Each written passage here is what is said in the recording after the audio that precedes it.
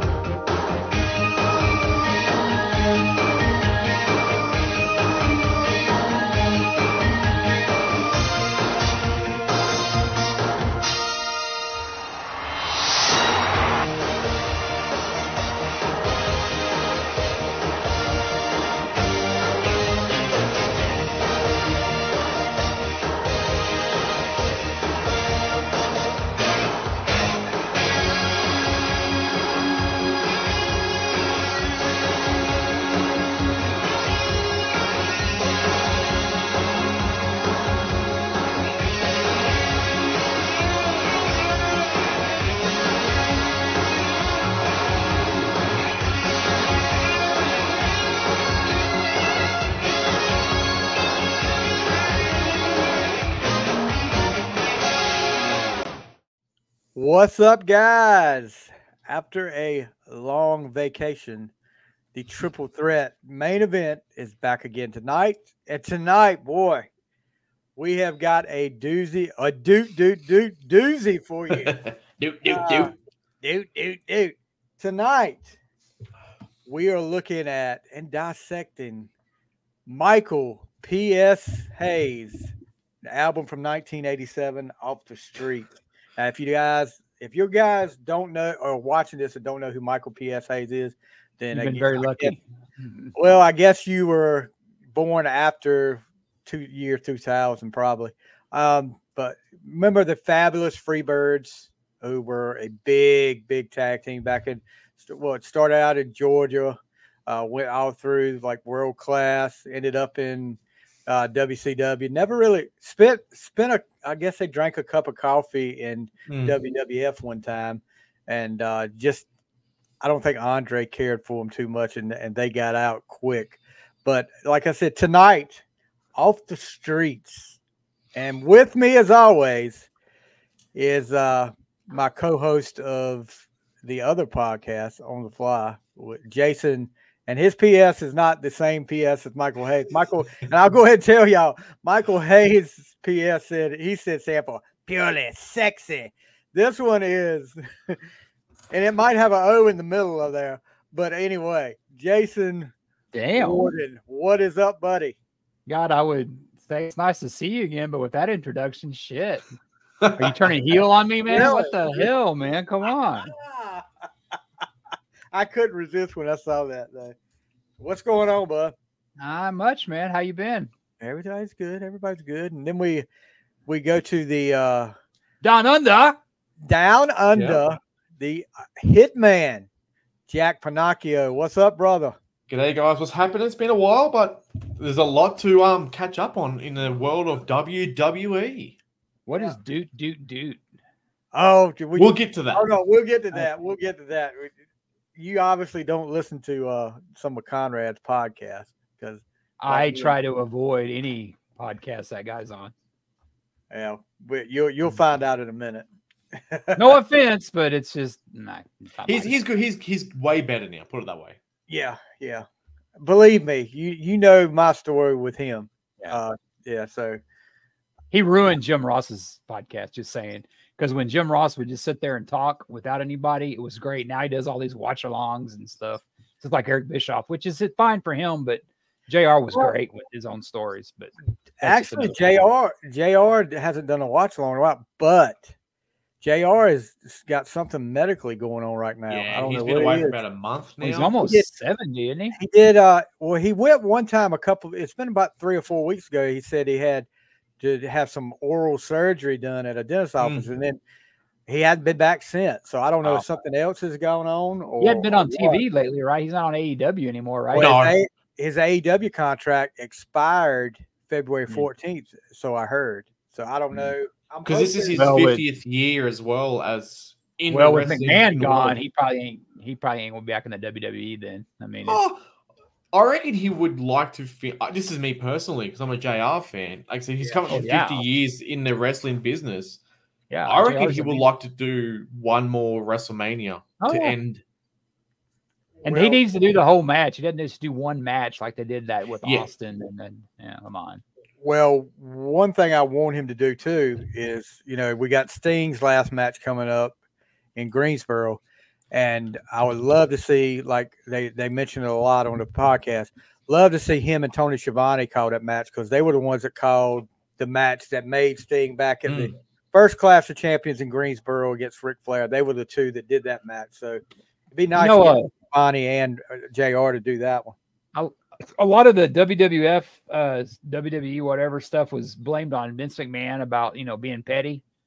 But I read Kevin Nash wasn't able to go to his last match. Why? It ain't like Kevin Nash is headlining. It ain't like he's headlining WrestleMania. Come on. Yeah, I agree. It's a little. That's a bit much. Yeah, and I don't think it was Triple H. It was. I mean, Triple H probably wouldn't care. Then again, I don't know Triple H. It's a TKO thing, I bet. Yeah, I bet. Yeah, I'm sure it is. Because the AEW is not even competition for WWE. Not even. Because Kevin Nash does WWE Rivals, which is but he's not. But he's not a main eventer. I mean, he's retired. Nobody cares. I mean, we do because we are old, or me and Stevie anyway. But I mean, but it's saying that. What's to say someone goes, "Hey, Kevin, I got a ticket. I can't go. Do you want it?" Yeah, you know what I mean. So well, hell, they did in The Outsiders. Scott Hall did that, didn't he? I got a ticket. Remember that? The ticket. But he's saying that. I know. I thought it was kind of shitty, especially all as much as Sting means to Kevin Nash, and it ain't like Sting wasn't in the WWE. I mean, didn't he get in the Hall of Fame, or did he? Sting is in the Hall of Fame. Yeah. Then why? I mean, have you noticed on Raw? I was watching not Raw, but I was watching the Elimination Chamber, and they mentioned something about somebody breaking one of Jericho's records. It's like, there it is. I mean, it's no different. Oh, and when it comes to something like that. People aren't going to mistake that Kevin Nash, is an AEW. I mean, it's just, I think it's a little petty. I think that's something the old man would have done, as Ross called him. But I don't know, man. I think that's a little much. I mean, hell, maybe it's just Ric Flair's in AEW and he's still on the intro. I mean, remember when he went over? They took him off. First of all, they put him back on there. So they took the woo out. Yeah, they take it out again. Mm-hmm. That's so. It's just, I don't know, man. I mean, I get it's a business and stuff, but AEW is not going to top WWE anytime soon. We know that. So it's probably the timing of it all too, like with what's happening with WWE. And if they go, look, Kevin, if you go now, it might start something. Yeah. I think they need to worry about all that shit coming about Lesnar and McMahon and Laurinaitis. That's what they need to worry about. Yeah, they definitely do. All right, somebody, I don't know who this is, and that's supposed to be Ole. Why is Ole so bitter towards Flair? Who's telling the truth? If you're talking about Ole Anderson's pretty much bitter towards everybody. Yeah, I mean, it's Flair's not just pretty Flair. Bitter. Flair gets pretty bitter too, though. Well, Flair does too, but Ole is a horse of a different breed. He's bitter. I don't know who you are, Facebook user. So if y'all you need to tell us who you are. If you guys come in on StreamYard from Facebook, you need to give them permission to put your name up here. So maybe he's under witness protection. He doesn't want anybody to know who he is, Stevie. Maybe it is. Maybe it's Flair. I want to find out if we know. Maybe it's like the guy that did off the Jimmy Hoffa. Maybe he's got something to hide. He don't want nobody to know. So catching up, we're on. Sorry about the spelling, Gig'em. It's Robert Matthews. Well, that explains a lot right there. The spelling, because it comes from an Aggie. So hook 'em horns, baby. Yeah. So catching up on the WWE, of course, Royal Rumble. We did the watch along with my buddy Kyle Barber. We sat up here for 4 hours talking. It was it was a marathon. I'll put it that way. We're gonna do 4 hours tonight? No, I'm not gonna do 4 hours tonight. Sorry about that. But About to say, man. Yeah. How much did you listen to that Michael Hayes album? Did you like it that much? You got to talk about it for 4 hours. We could dissect it for 4 hours on certain things.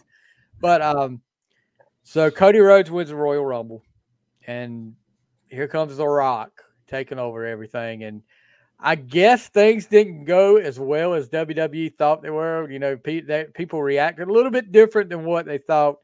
And Rocky starts getting booed. People start getting ticked off about the whole Cody not being able to finish the story. And then they adapt to it and pretty much turn Rocky full-blooded heel. He joins the Bloodlines. You know, everybody, if you're a wrestling fan, I'm sure you saw the press conference where Rock slaps Cody, and things start moving in that direction. So now it's definitely Cody versus Roman at WrestleMania 40 this week. And yeah, but Cody says he wants to fight The Rock anytime. He made that statement this morning or tonight, wherever you're at in the world. This morning for me, and Worden probably last night for Pennachio. Makes that statement during the Elimination Chamber pay-per-view, and there's so much going on there and so many ways you can look at this. I really don't know, but I think they adapted to it. And you know, WWE's will say, "Oh, we had that planned this way the whole time," and I call BS on that because, yeah, I don't think that was planned that way the whole time. I don't know what you guys think about that. What do you guys think about the whole Rocky situation? I don't think he's needed. I mean, Oh, no, I don't know. I don't know why. I mean, yeah, he was. I mean, it makes no sense. I mean, there ain't no way they planned this shit because they had it where Cody hugged him. Okay, you can have your chance. It's like, oh, that's so stupid. And then they put it back. Well, I'm back in. Well, where's the Rock at now? Didn't we have a Rock in a Roman match? Now we have a Cody Roman match. It's going to end up being a 3-way. There ain't no way it's not going to be in a 3-way. I tell you what, I'm more interested in seeing the Seth and McIntyre match. That's going to be a better match than. Yeah. I mean, I'm not a Cody Rhodes fan. I wasn't a fan of his dad. I had nothing against it, but it's like we saw this last year, you know? Yeah. And it was a lot more exciting last year because the bloodline was the best storyline going. I mean, WWE needs to get over bringing, you know, I'm sure they're not going to bring back Lesnar now, but they need to get over bringing back The Rock, bringing back, you know, Stone Cold was a one-off. That's okay. But Goldberg, I mean, they need to let their current stars do it. And that's Cody. The Rock had his day, and it's like, I like The Rock, but I'm not buying into this heel thing because he doesn't. I mean, Roman Reigns is the one I want to, you know, he's the bloodline guy. The Rock is just he's not needed. You know, let them fight their thing out. You know, I'd rather see Randy Orton versus Roman Reigns. I mean, I think that would be better. You know, make that a triple match: Roman Reigns, Randy Owens, and Cody. Not The Rock. We don't need The Rock. You know, I mean, that's just. And I like it. Doesn't make sense because they fumbled when CM Punk got injured. This is when it all started. Mm-hmm. Everything changed. Everything changed. Then The Rock came out before he went heel saying, you know, I'm hungry. Where am I going to eat? I'm going to eat at a booth, blah, blah, blah, or eat at the head of the table. And it got people talking. And then the week later, The Rock whispers something in Cody's ear. The Rock's in the main event. And I was like, well, you've just taken away the whole idea of a Royal Rumble. You've waited. Now they're in damage control now. Well, they didn't have a buildup of why we want to see Rock versus Roman. No, you know, we saw a buildup of why Cody versus Roman, but The Rock, I want to be the head of the table. I'm going to fight Roman Reigns. But okay, I mean, if there was no buildup for that. If The Rock beats Roman, what is he champion, or are they just going to fight for the head of the table? And then the whole idea of the Royal Rumble getting a championship match is voided now. Yeah, but now it's back to normal. It's too much. And they screwed up too because Seth was out there like, well, face me, and Cody was like, nah. I mean, it's already beat you twice. I mean, it's like, why did they have Seth out there? I mean, I love Seth. Seth's probably my favorite right now. But it's like, I mean, why are you wasting his talents? And that little thing they had today with the interview thing with those Grayson Waller, two guys. I mean, it was so predictable. It was like, oh, I'm going to stun him. Or, I mean, it was like, do we really need this? I mean, I'm glad Seth is going to be cleared. I just, but I'm looking forward more to McIntyre and him than I am Cody. I find it funny how they fly 30+ hours for a 10-minute interview. I know, right? That was the only thing they wanted to get to keep Cody's face on. Cody's over. I'll give him that. Yeah. He's definitely over. Keep his But they face could on have there. made that into an impromptu match with Grayson match. versus Yes. Cody. Exactly. Something. That That could guys, have been a match. I agree with you. my feeling, this whole thing with Seth keeps saying, "I'll be your shield. I got your back." Just going off past instances, when a He has guy a history of doing that, Stevie, does he? when a guy keeps telling somebody on wrestling matches that I've got your back over and over again, and he's like overly enthusiastic about doing it, chances are he's going to turn on you for long. I don't think that's going to happen because I think we've seen this match before. I think if it was going to happen, it would have happened already. But what do I know? Double turn, guys. Double turn. Rock turns on Roman, and you can't turn Rock face in 6 weeks. It's dumb. And you can't turn Seth over too. He's too over. God, it took half a freaking hour for them to freaking go there. Both him and Cody's theme songs. There's no way you turn Seth. You can't let The Rock leave as a heel, though. He can't. He can't do that. I agree with that. They will not let that happen. He'll turn babyface before he leaves there. He'll do something to turn babyface. But you can't go around slapping the babyface of the company, doing his whole bloodline tree. I'm now part of the bloodline, and then in 3 weeks later, you're with him. Yeah, I agree. But here's the thing, and I've heard this theory on a lot of different places, online and everything else. Rock is. Everybody's buying into the whole Rock holding his finger up like this. Yeah, the loser. Loser, and all this stuff, saying Rock is actually like whatever you call it, a double agent in the bloodline. I knew you were going to say it. I knew it. But he doesn't have to do that. He's The Rock. It ain't like he's a. No, but I'm just saying this is the plan to get to Roman. That's what. And then they're saying he cost Roman the belt at WrestleMania, and they finally get the Roman Reigns Rock match at SummerSlam. SummerSlam is such a letdown from WrestleMania. It just doesn't make any sense. I'm not saying that's what's going to happen. I'm just saying that's a theory that's out there. But see, if Roman loses, it'd be the first time he's lost in a singles match in years. Mm-hmm. Him losing to The Rock, it's like, well, he already lost at Mania. This match is not even needed now. Well, I think it's going to happen. You're going to fight, instead of fighting for a belt, you're fighting for a table chair. Cody's going to beat Roman at Mania, and then The Rock and Cody are going to fight at SummerSlam. That's probably what's going to happen. The best thing they could have done. There's a rumor that Roman's going on vacation because he wants to shoot movies. So yeah, the best thing they could have done was make it a 3-way match at Mania. Have Cody happen. Have Cody pin The Rock because Roman hasn't lost the belt. That's true. And then The Rock will go. The Roman will go. You made me lose this belt because you took the pinfall. There's your match. Like when Seth pinned Roman instead of Brock at WrestleMania. Exactly. Yeah, exactly. You said Roman wants to take a vacation. What the hell has he been on for the last year?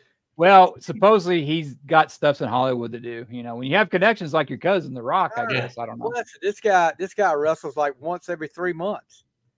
I mean, and it's because there's some premium live events he doesn't wrestle at. He doesn't even show up for. He didn't come to Australia. Doesn't have the. Yeah, was he there today? No, I don't think he came at all. Undertaker did. I don't think he did. No, Undertaker was there. I mean, because he went in that cave or whatever, right? That thing or whatever. But I don't even think he came for media. Nothing. No, he made a few comments, but I saw some few comments he had made about Australia and stuff like that, but nothing really. Like he didn't do any media. When is that Saudi Arabia thing? Is that after WrestleMania or before? I don't know. It'll be after this. There's no more pay-per-views until Mania now. Okay, because I was thinking, is that where Cody and Rock are going to fight? But they did an interview with Natalia on Busted Open, and she was there. She's in Saudi Arabia for that experience. Why don't they bring that? I mean, why are you putting it in Saudi Arabia when you can put it over here? Because they're talking about like Saudi Arabia pays a lot of money. Yeah, They book their own matches apparently. Yeah, The matches you see on Crown Jewel is what They wanted the want. Macho Man to come back. That would have been a great comeback, huh? Oh, that's cold there, dude. No, they did. There was a thing where they wanted, but it's like, okay, that's not going to happen. we can't do that. I mean, so yeah, we got 42 days before WrestleMania, so lot's going to go down in the 42 next. days is the last pay-per-view, really? Wow. Yeah. So that, I mean, really, it's the end of the month. 4 or 5 Raws. You know, yeah, you can't have WrestleMania's in April. It's the first weekend of April, the 8th, right, or something like that. Yeah. So I'm old enough to remember when WrestleMania was in March. Yeah, I remember when they used to have pay-per-views every month. Yep. Yeah, I know. That's why I'm kind of like, wow. And what, In Your House is too busy to make an appearance, or what? In Your House? Very nice main event. Did y'all watch the rest of it? I thought it was very predictable. You know, Becky Lynch is going to win. I don't know who that new blonde is with the women's. Tiffany Stratton. Yeah, she's my favorite wrestler. She got put over by losing. But she's good, and of course Liv Morgan's good. I mean, you don't have the, you used to have the divas being hot and they couldn't wrestle. They're hot and they can wrestle now. So I'm just, hey, I mean, I think the women's outdid the men's again. I mean, the men's was good, but I think the women's was great. The women's was a pretty good match for Elimination Chamber. I'm a big Becky Lynch fan. I like her. And you know who I'm a big fan of? Logan Paul. He's good. He's done good. The Stratton I hate to say it, but he's good. The Stratton girl, as good as she did tonight, she was terrible at Royal Rumble. I don't know if you guys watched it or not. I don't have the attention span to remember that, Stevie. She botched spots like crazy at Royal Rumble, but tonight she really did good. I mean, she had the crowd pulling for her. Yeah, they booed when she got pinned. So with Becky Lynch winning, are we seeing a heel turn on her? Because what's her name's becoming popular? Well, she's from Australia. But is Rhea becoming a face and Becky Lynch is becoming a heel again? That's the thing about Ripley now. She's still, people are cheering her, but she's still with Judgment Day. You don't see her with them as much anymore. I mean, she made no appearance with them. But she did the whole shimmy shake like Dom does when she got up there on the turnbuckle to do the frog splash. And what's his name going to cash in that freaking Money in the Bank, dude? He hadn't got long. He's got to do it. I like him, dude. He's probably my favorite member of Judgment Day. The thing is, he's got the briefcase at the worst time. You know what I mean? Did you see the freaking fucking what's his name went to Austria? Everybody. That was so good. That was funny, dude. Where everybody at? I mean, that was hilarious, dude. They need to keep him going with that. He's funny, dude. God, R-Truth kills me, dude. You ever go back and watch those TikToks when he made like Lesnar laugh? I mean, he's great, dude. They need to keep him around. The funniest bit I keep saying is he was in the ring with Lesnar and Heyman. It was before the Royal Rumble, and he goes, "I'm going to throw you over the top rope, Paul Heyman."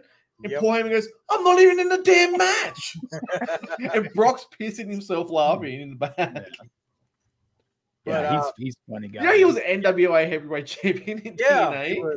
He was Ron. He was what? He beat Ken Shamrock to be the NWA heavyweight champion when TNA first started. Yeah, but he was back in the day. He was a good wrestler. He was. I mean, you can't take anything back. I mean, the dude's he's like 52, man. So, but he held the 10 pounds of gold belt, man. He had but he's not a bad wrestler. I mean, Ron Killings is his name. Ron Killings. I mean, he had a thing before that. I mean, he has like a. You know who I miss is that who's that guy with the snake or whatever? The Santino Marella. God, he was hilarious. John Cena's. John Cena. It's Cena. John Cena. That's right. Yeah, and he got Cena to laugh. And he was like, Got a I wasn't big ready. mouth. When he got Royal Rumble, I wasn't ready.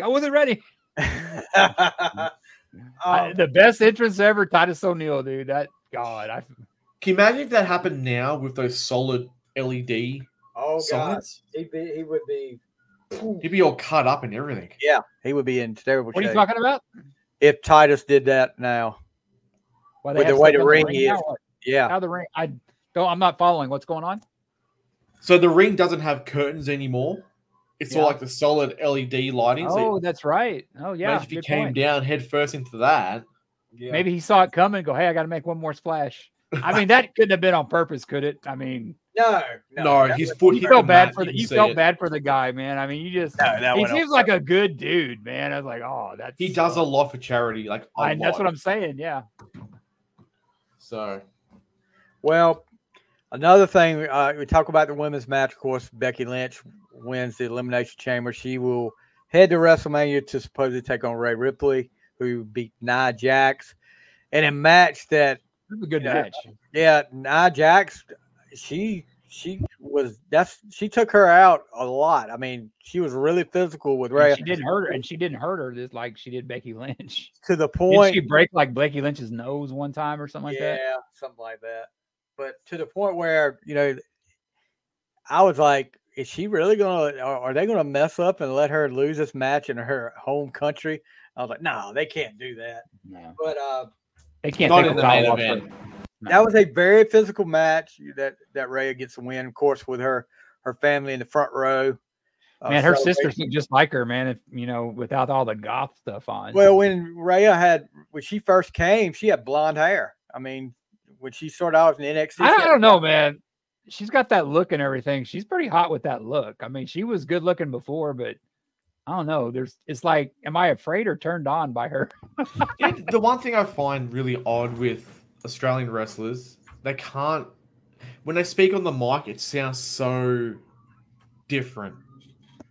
When they're in the ring trying to be scary and tough, and they have this Aussie accent, it just sounds so off-putting. Yeah, it's not very intimidating. I mean, when I don't know if you remember, Worden, if you were watching WWF back in the day, when they had that guy come around, and I don't know if you've seen him or not on YouTube, not Pennachio. It was a little before your time. Outback Jack. Yeah. Oh my gosh, this guy was I don't Crocodile know. Dundee, like a Crocodile Dundee ripoff. Yeah, right? but he wasn't. Then they had the other guy, the Gator guy, that was Steve Curran, right? Didn't he have Steve him? Kern. Steve Yeah, Kern. Kern. Talking about Skinner. Steve Kern was from Skinner, Florida. that's right. He was from Florida. So I saw that. What was that one guy? I'm gonna go have an Outback onion. I'm like, oh shit. oh yeah, probably messed blooming with the crowd. onion. Yeah, from Outback. They're pretty good though. I mean, I give They them are that. good, but They're that's not good. something You probably That's want to something say you tell Australia. It's yeah. like But yeah, that guy. Who was that guy? Was that one guy was from Australia, wasn't he? Grayson Waller. Not the other guy. Is he from Australia? Grayson Waller. Yeah. Is he? Yeah, it's on Sydney. I tell you what, Austin Theory, man, he's a good guy to get his ass kicked. I mean, he's pretty good heel. He takes the bumps, man. So. Dude is jacked. Yeah. Oh yeah, he is. He's a good talker too. He just he's a good talker. I mean, How many times are these reporters going to confront him about wrestling being fake though? It's so dumb. They've done it They're doing twice it to get a now. rise out of him, and they know they can get a rise out of him, and they did it again. This in Australia. John Stoss will not show up or what? No, the guy said, "Well, it's fake," and Theory was like, "Well, they don't go to movie stars and go, hey, your movie, you're not really." But see how they did it? They Same filmed it thing. as if it was they caught him talking in the back room with a phone. Who did it first about 30 years ago? Who was it? It was Dr. D, David Schultz. That's it, yes. Yeah. That's what they're doing. Guess we can get away playing a Nazi. Remember that? He was like a Nazi character. They were doing the Dr. Schultz. He popped John Stossel and then the Is that fake? Did you guys see the Beyond the Mat or whatever that thing with him? Man.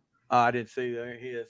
He was like, they did an interview with him. Boy, he is backwoods. I mean, it's That's a like good the kind of DVD, guy man. the kind of guy you run into Deliverance. They're gonna do the new one with Earthquake. John. They say Oh, that, you mean Dark Side of the Ring, not Beyond the Map? yeah, Dark Side of the Ring. Yeah. Now, I think I saw it on Instagram. They say that he was like a real beloved dude. That he like even Flair said he was a good dude, and he did a lot for charity and stuff. And 42, man. I mean, do you Jack, remember when you get to me and Stevie's age, you look back at guys that died younger than us. It's like, that hurts. Well, like I said, I'm turning 35 this year, and you see a lot of sports stars. Oh, who poor pass in thing. A lot of sports stars passing away in their 30s. Is it past your bedtime? Almost. It is mine. Do you remember? Jack, do you remember when back during the Attitude Era when they had that group called the Oddities? Earthquake was one of them. Had a mask on. Yeah, that was him. Wow, that was him. Yeah. A lot of people didn't know that, but yeah. And shortly after that was when I think the cancer got him. So Bladder cancer. God, bladder can you imagine that? Bad cancer to have right there. Dude. There's just some places you shouldn't get. I mean, God, poor guy. Family guy too, evidently, like a big family guy.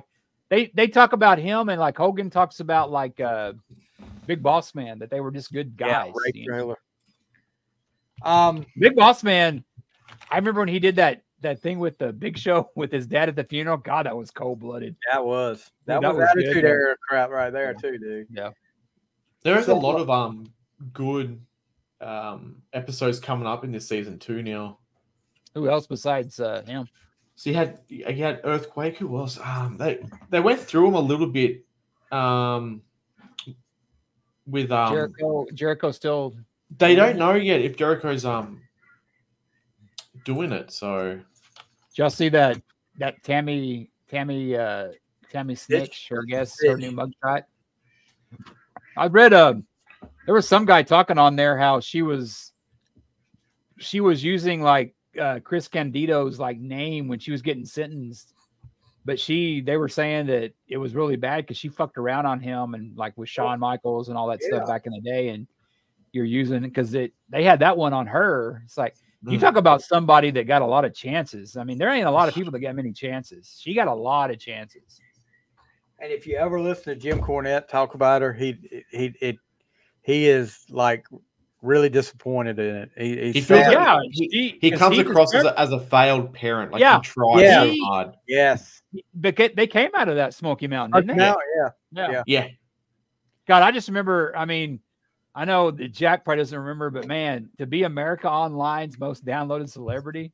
Yeah. I mean, that's just that's, right after Al Gore invented the internet, it came out to the rest of us. And that was a big thing. Cause I mean, when you first got internet, it was like through America Online. If you didn't know much about technology, cause it was like, it was simple. Dummies. I mean, it was simple. Yeah. I loved her. I thought she was great. So let's talk about the tag team championship match. Of course, the Judgment Day against New Catch Republic. Oh, what a name. So I take it from that, because Sheamus is not there anymore at the moment. All right. Ridge Holland is injured. So I'm guessing. Right. Sheamus's contract's up. There's talk about him going to AEW. He kind of did something on Instagram that made everybody kind of freak out. So I'm guessing the Brawling Brutes is not a thing anymore. No, they're he Brawling changed. Brutes? What was his name? That was who Sheamus and these two guys, or Rich Holland and who are the guys that rescued R-Truth and he said they were DX? Who are those guys? That's DIY. DIY. Yeah, and he said so they did. So that's this why was he called it. So Pete Dunne used to be called Pete Dunne, but then he came to WWE, became Butch. So was this a SmackDown or a Raw event or mixed? I think this was SmackDown. Was it SmackDown? I think Pete Dunne's on SmackDown. They got so many people it's hard to keep track of. Oh, you talking about the whole Elimination Chamber event? Yeah, was that a Raw or SmackDown? That's mixed. Okay. That's mixed. Oh, it was the mix, yes. Yeah. Because I don't really watch. I watch Raw, but I don't watch SmackDown. There's just so much going on. There's too much to pay attention to sometimes. But I really think that this New Catch Republic is going to end up winning the belts. I think they're going to. The guys that just beat. Yeah, because they're really catching fire. That Pete Dunne is a really good wrestler. They should have never changed his name to Butch. That was stupid, but because I'm thinking of is the remind you of an ex-girlfriend, Stevie, or something? Butch or? The Little Rascals. I'm thinking of the guy from the Little Rascals. When he was Butch and they had him like that little rabid dog, I think Corey Graves let it slip once because he's a little rabid Wolverine. And Michael Cole's goes, Benoit. Yeah. So where was Sammy? I don't know where why? Sammy was. I think he was lost, like a year ago. He lost a match to be in the chamber. Yeah, McIntyre beat him because they had qualifying matches for the chamber to get to the chamber. I don't know, man. I don't know. I hate seeing people like Kevin Owens and him wasted. I mean, I just wish. Oh, that's what me and Pennachio were talking about before we went on the air. What are they going to do with Owens now? Because we'll get into. They're going to put him against that guy because he beat the shit out of what's his name. The men's elimination chamber. His big rival was Logan Paul, which now and he went in the thing and beat the shit out. It was great. Yeah, Logan Paul is probably going to be fighting Randy Orton at WrestleMania after hitting him with the brass knucks to cost him the match. So, and then AJ Styles comes out of nowhere. Damn, he beat the crap out of freaking what's his name, dude. Get LA Knight out of there, so that's going to be a match at WrestleMania there. Dude, it almost looked like he was really pissed, dude. That's great. I love it. AJ has been he's been a performer for a while. He can make it look like he really is. AJ is probably the best thing that ever came out of TNA. I mean, he's homegrown. Oh yeah, I agree with that. TNA's greatest. I mean, I watched him back when he did that whole Dixie Carter. I mean, when he's with Flair. I mean, AJ Styles is awesome. You know, AJ actually was about to hit it big in WCW before they got sold. He was in a tag team. He was in a tag team called what was it called? That old something, yeah. With Eli Skipper, I think that was him, and they were a tag team. And when WCW did the cruiserweight tag team belts that Mysterio and Kidman won, I think I may be wrong. I think Styles and his partner were in the finals in the championship match against those. So he was about to hit it big with WCW and then gets yanked out from under him. But guy's still in his prime. You ask me, he's good. He's one of my favorites. I like AJ. Yeah. But yeah, that sets up a match at WrestleMania with LA Knight and Styles. Logan Paul versus Randy Orton. But evidently Bronson Reed was supposed to be there. You guys hear about that? And he was supposed to verse Seth, I believe. And I guess he stayed behind because his wife went in labor. Is that what I'm hearing? I thought Seth wasn't really cleared to wrestle yet. But there was a reason he stayed behind. He tweeted it out. I think it had something to do with either his wife went into labor or he stayed behind for his baby or something like that. And what's his name? Wife still wrestle? Who's the announcer? Corey Graves. Is his wife still wrestle? His wife is she's still out on maternity leave. He's a guy that really has really. I I like Pat McAfee, but him and Michael are great. I mean, you don't like Pat McAfee? No, I'm not a fan. Oh, yeah. I like him. I like Corey Graves and I like Michael Cole, but I like Pat McAfee too. So Reed, full disclosure, this is what he tweeted. Originally, I was set to be at Elimination Chamber. It would have been an incredible moment. Unfortunately, plans changed, but everything happens for a reason. My wife and I have had our baby early. I was supposed to miss the PLE to make sure I'm here for my family. Thank you for all your support, to all my friends and family who have reached out, to Triple H for guiding me. Now I'm not just big, I am Big Papa. So, yeah. Are you taking pictures of us, man? Yeah, I got to take pictures of my list because I didn't save it. I don't have a printer. I'm a cheap bastard, okay? I made it. Okay, I'm back. But I yeah, wrote mine down. Yeah, I wrote mine down too. So I think Well, no, I had it, and I used to save it to my phone, but I left it at work. I'm like, son of a bitch. Did it on my work computer. So,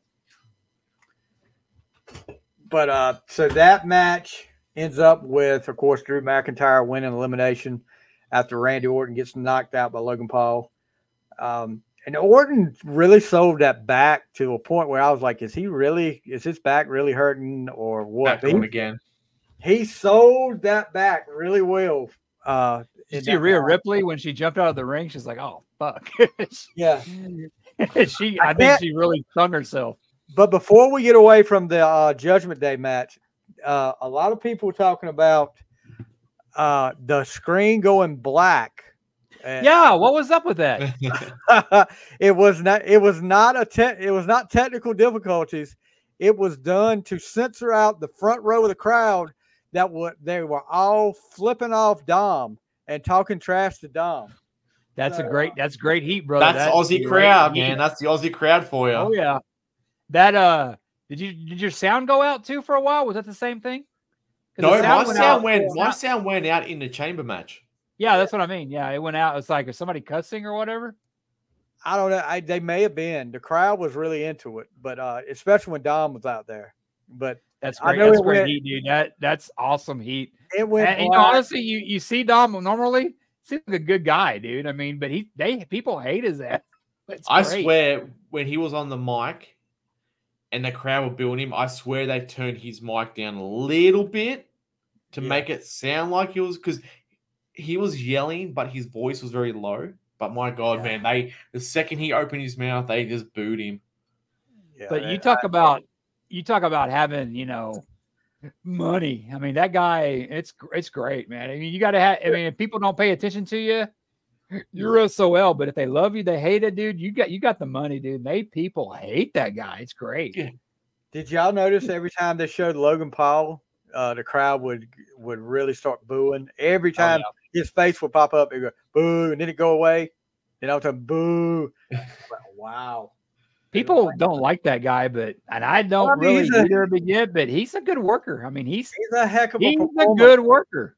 If I watched him wrestle now, didn't know nothing, I would have thought he'd been wrestling for 5-6 years. Yeah. The dude skips it. Been around. It reminds me of like when Lawrence Taylor fought Bam Bam Bigelow. I mean, you'd think, it's going to be a horrible match, but shit, Lawrence Taylor did pretty good. Lawrence Taylor was blown up like I don't know what. Boy, he looked like he looked like he had been running out of the crack house all night. He was probably sober. That's probably what happened. No, I mean, a lot of these guys think, they're athletes and all that. And, we got this. But yeah, you don't run them ropes over and over again. And hell, just the running on the ropes, man, that would probably put more people out because that just screws up your back, man. Yeah. It'll wear you down. You can call it fake, you can do all that shit, but you think about it, a lot of actors have stuntmen. I mean, these wrestlers do their own stunts. I mean, come on. That's exactly what Chris Jericho says. He goes, "Oh yeah, exactly." In movies, you go, do another take, do another. Wrestling goes, we only get one go at it. He hates the word botch. Like Sid Vicious said, let's do it again. Oh, we're live, brother. Yeah. Oh, God. Let's do it. We're live. That's exactly we're live. They get one go at it. That's it. Yep. You screw up in there, everybody sees it. When Kevin Owens was going crazy in the pod, I was waiting for the plastic to break. Shit out of it. You're talking about the same kind of glass that is made for bulletproof glass that they kept talking about. Cole kept saying that over and over. This is the same glass that bulletproof glass is used for. Yeah, okay. We use this in the Pope Mobile. There was one, I think it was Drew and LA Knight in the first 5 minutes. They went up to Kevin's pod. I think Drew threw LA into the pod and Kevin's door opened a little bit and the ref outside just bashes it closed again. And Kevin goes, I think if there's a most improved wrestler this year, it's got to be McIntyre, because I think he's gotten better because he was a little stiff when he was a good guy going into a heel, but man, he's great now. I mean, especially with that CM Punk stuff. Yeah, he's great. I usually like heels, so of course I'm a big McIntyre fan. But he's like I a wasn't Jake crazy heel. about his hair transplant. You notice how he was all balding, and all of a sudden he's got a full head of hair. Yeah. It's like, yeah, but I mean, they say that he's got an agreement after WrestleMania. They need to hold on to that guy because I think he's good. I think he may beat Seth. It wouldn't surprise me. Seth wants to take some time off or whatever. But I think he's like a Jake the Snake heel where he gets on the mic, he's not yelling, he's just saying facts. He goes, yeah, I put CM Punk on the shelf. Yeah. Oh, well. And when he's taking those pictures in front of the gravestone with CM Punk's WrestleMania, was great. But I mean, also with CM Punk, when he said that shit about Roman and The Rock looked at him when they were at that kickoff thing in Vegas. I mean, I think they just let CM Punk go off, and CM Punk's a great talker. I mean, that's one thing. I mean, he can't stay healthy, evidently, but he's a hell of a talker. Yeah, it's just interesting to see what would have happened if Punk had stayed healthy. I mean, it's too bad. I'm not a big CM Punk fan, but I think the product's better with him. I mean, hopefully he's learned his lesson, what happened in AEW, because I think that was bad what he did. But, you know, he's got to know this is his last shot. So, yeah. I mean, he's not a young guy anymore. So he's getting hurt quicker and easier now. Yeah. And staying out longer. Yep. So, I mean, you look at the time he spent before, you know, the whole AEW fiasco.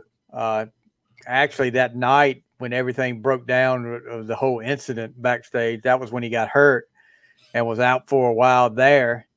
So, and now come back and isn't he around 3 or 4 weeks, maybe 6 weeks, and he's hurt again out for a big period of time. Maybe Punk could go commentary. Maybe they need to keep him on commentary a little bit because he did a good job at that press conference. And he's a good talker. Big E did a good job at the press conference too. Yeah. What's the deal with him? Is he got his neck got hurt, right? He broke his neck. He was nearly paralyzed. Yeah, that's how close it was. They don't know if he'll be able to come back or not. I mean, I don't think he should. I wouldn't risk it. I mean, hell, I didn't think Edge would come back, and look what happened to him. I mean, they can do modern with the neck now. Yeah. So, as far as the PLE or whatever you want to call it, pay-per-view, I'm like Worden. I thought it was kind of predictable. You know, no big surprises. You pretty much knew who was going to win. Ripley's not going to lose that match and lose the belt in her home country. That's not going to happen. I don't think she's. No big champion is ever going to lose the belt 4 weeks of Mania. It's never going to happen. No, I don't think she's going to lose at Mania. I think she's too big. I think that it'll be a good match with Becky Lynch, but I don't think she's going to lose anytime soon. I think Bayley will come out as champion. Yeah, against who? Against that whatever her name is, the girl. Oh, they turned on Bayley, right? Is she? Yeah. Okay, that's right. I think, yeah. I wasn't a big Bayley fan with the things as streamers, but I like her now. I think she's pretty good now. I love her back and forth with Michael Cole. That's funny. Yeah. But this girl, what is her name? Dakota Kai, is that her? Yes. You think she's going to turn back? You think this is the whole plan to turn on Bayley again? Oh, it all is. I don't see. I mean, that's so obvious. It's so obvious. I'm questioning it because I mean, you've seen it so many times where, oh yeah, they and then last Friday night or last night on SmackDown, she said they attacked me, but you never saw it. So I mean, I think she's going to end up turning her back on Bayley. But so that'll pretty much do the Elimination Chamber. The only other thing that really out there to talk about is Sting's last match coming up. Him and Darby are fighting the new look Young Bucks. So what's up with what did Ric Flair do? He's turning heel or something? What did he do? Well, he's trying. I don't know what's gonna happen with that. He said he went to the Young Bucks and said he was disappointed. And he thought he'd have more role in what was going on with the Sting match and all this stuff. And I don't know. You know, I would think if they were going to turn Flair, they would turn him that night. Yes. When's the last match? It's coming up. I think March. Is that Is it a Revolution? pay-per-view or is it Yeah. on TV? Yeah, pay-per-view. Pay-per-view. Yeah. I don't watch TNA as much as I should. I mean, You mean AEW? Well, that TNA too, I guess. Yeah. I watch. I TNA. mean, I don't watch it. I mean, I get my updates from you guys. So Yeah. So I don't know what they're going to do there. That could be like Flair double crossing the books or something like that. I don't know. But Sting is so over now because of his last promo. Yeah. Oh, his dad just passed. If Sting goes over and Darby Allin, who does he give the belt to? They Are they the tag team champions or what? They're the tag team champions. Yeah. That was stupid to put that They'll on. have to. If they win, I think they'll just vacate the belts. Yeah. I mean, that's why the Young Bucks are involved, right? Aren't they going to get a title shot or something? Or is Young Bucks that's a title. That's a championship match. Young Bucks will win it? They'll probably win it. There'll be an ending that I don't think the titles up or something. I don't know. I don't think Tony knows how to book tag teams because I don't think he does either. Last year at Wembley they had Adam Cole and MJF become Ring of Honor tag team champions, but on the same night they were versing each other for the AEW title. Yeah, that's crazy. I don't think he gets. You can't just put a title on Sting for the sake of it. Like, great, I'm happy he gets one more go, but we all knew months ago he was retiring. Yeah, I agree. Well, the thing was too, people were saying, you know how they keep up and put on the screen like a tag team's record. Yeah, but him and Darby have never lost. So they have never lost. Yeah, they were like, well, they've got to give them a title shot. We need a title shot. And like you said, that promo he did about his dad. Oh gosh. I mean, if Sting wasn't over before then, which he is, he was even more over after that. Because that was something else. But yeah, I'm kind of torn. I'm like 50-50 on this. You listen to a lot of people like Bully Ray and them talking about it, doing the deed. Your last match, seeing the lights, which means getting pinned. But do they want to do that? Mark Henry's like, I don't know if they want him to lose that last match. But because that's a very New Japan thing for wrestlers who are leaving to lose, no matter what. Yeah, but that kind of, if you're going to go that route, that makes it so predictable. Yeah. That if this is his last match, he's going to lose. So unless they lose and Darby gets pinned, don't let Sting take the pin. Yeah, that could happen. Or they just have a double count out or something that they just, But they're gonna, and they busted open talked about it. They talk about it a lot. It's at least a couple of episodes a week where they talk about what they should do, and all of them agree that even if he does lose, he's still going to have his moment after it's over. If he loses, the Bucks need to go ahead, get out, don't celebrate in the ring, and just let him have. And they don't need to turn Flair heel, because the only reason they turned Flair heel is there's going to be a match between those two in the future. They don't need to do it. No, exactly. That's taking away from Sting's moment.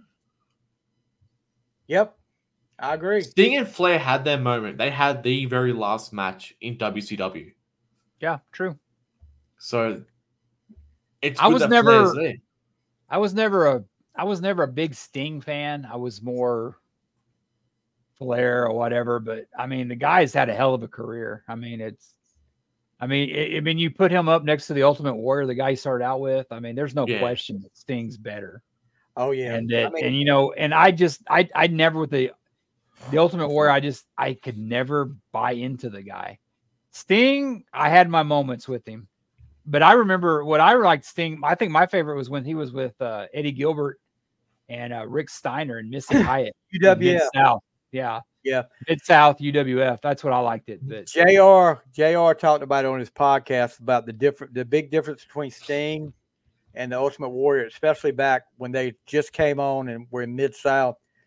Sting always went. He was drawn to the veterans like Eddie Gilbert. All the veterans there. He wanted to learn. Ultimate Warrior thought he knew everything. Yep. That's why Bill Watts fired him and got rid of him, sent him down the road. So, and Sting said, "I'm staying." Did you see that new conspiracy theory that Vince McMahon had the Ultimate Warrior killed or something like that? That he had him poisoned. Poisoned or something like that. I'm like, God. I mean, I'm glad for the Ultimate Warrior. It was cool to see him humbled a little bit and to make up with everybody. If there's a way to go out, you make friends with your enemies and you just bury everything.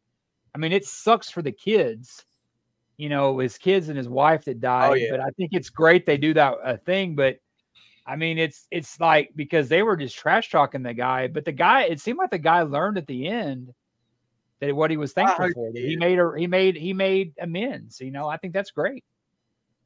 Yeah, I mean, how many have we lost somebody that we wish we would have made amends with? It's like, I mean, people drop dead every day, and it's like, it's like, oh God, I wish I could have said something, but it seems like he did that. So good for him. Yep, I just didn't think he would. After he got things straight, he would be gone the next day. That was God. He didn't look healthy either, man. No, he was sweating. He looked very bloated. Yeah, like struggling. Wasn't there like a history of heart disease in his family or something like that? Or I don't know. I don't know. Possibly. I just remember that I used to get stuff from emails from him, and really? I mean, he was like starting his own religion. I mean, he like in like the mid-90s and stuff. Oh yeah, he got out there, man. And that's what I'm talking about. I don't like to speak ill of the dead, but that's what I'm talking about. That ego, thinking he can't be wrong, and that's what got it. I mean, I heard Jake the Snake talking about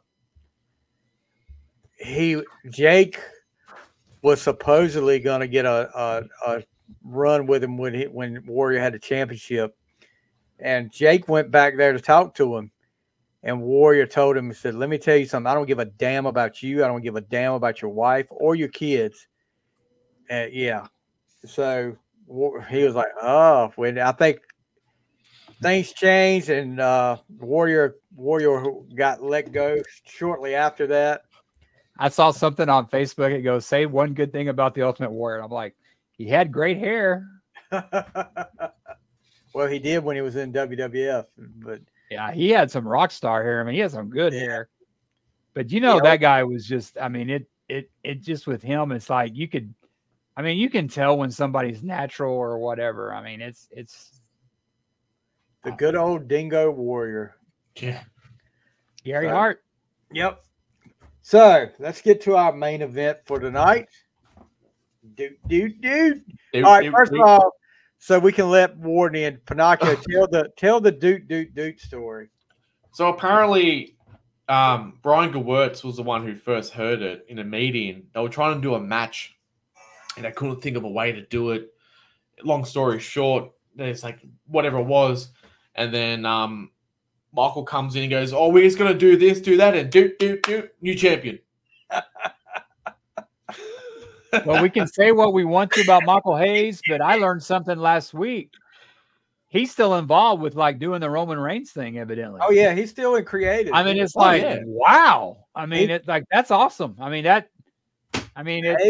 Hayes is really good at the creative stuff. My mom worked for Southwest Airlines for like 30 years or whatever. And I remember that the airport here in San Antonio, Herb Kelleher, the guy that started the airline, there was a picture of him smoking a cigarette because that was his big thing. And he was like arm wrestling somebody. And Michael Hayes was right there. Well, it's on YouTube, but they had some kind of thing where they had all the Southwest employees and he was fighting some other airline guy. But Michael Hayes was the guy involved with that. He was, the guy involved with Herb Kelleher, this like billionaire from Southwest Airlines doing this stuff. I mean, you talk about the Von Erichs down here, but I mean, Freebirds are pretty damn big too. And, Michael Hayes has always been one of my favorites. He kind of reminds me of David Lee Roth a little bit. He's still stuck in the 80s. I mean, but like that, but God, you got to love him like Roth. It's just like, hey, the 80s were my heyday. That's where I want to live. And both of them do that. When you you used to watch like the Hall of Fame thing, one of the things you watch for was to see what Michael Hayes was wearing at the Hall of Fame, because there was some outlandish outfits. But yeah, I remember, I think the first time I got to see him, I'd read all about them, about the Freebirds in the magazines, because they were either in UWF or they were in world class until like, I think 87 when Crockett bought the UWF, and they showed up as part of the Great American Bash Tour that year. And I was like, wow. And you hear the Bad Street song, which we'll get to in a little bit. But yeah, Hayes is a heck of a performer. Maybe not the greatest wrestler in the world, but he's a heck of a performer. What can you say? I mean, you hear the Bad Street song, and I was like, I remember the Pro Wrestling Illustrated back in the 87. When he had his, I mean, he had a chest that made Paul Stanley jealous. Yeah. I mean, it's like, I remember the ads in those magazines for that Off the Streets album. And I was like, dude, I need to get this Off the Street album. That Bad Street song is pretty good. Did you get it? No, thank God. But no, I never got it. And you want to know what's so ironic? We've been talking about this since first part of the week about doing this episode. And all of a sudden today on my Facebook, this shows how much they listen, they hear your discussions.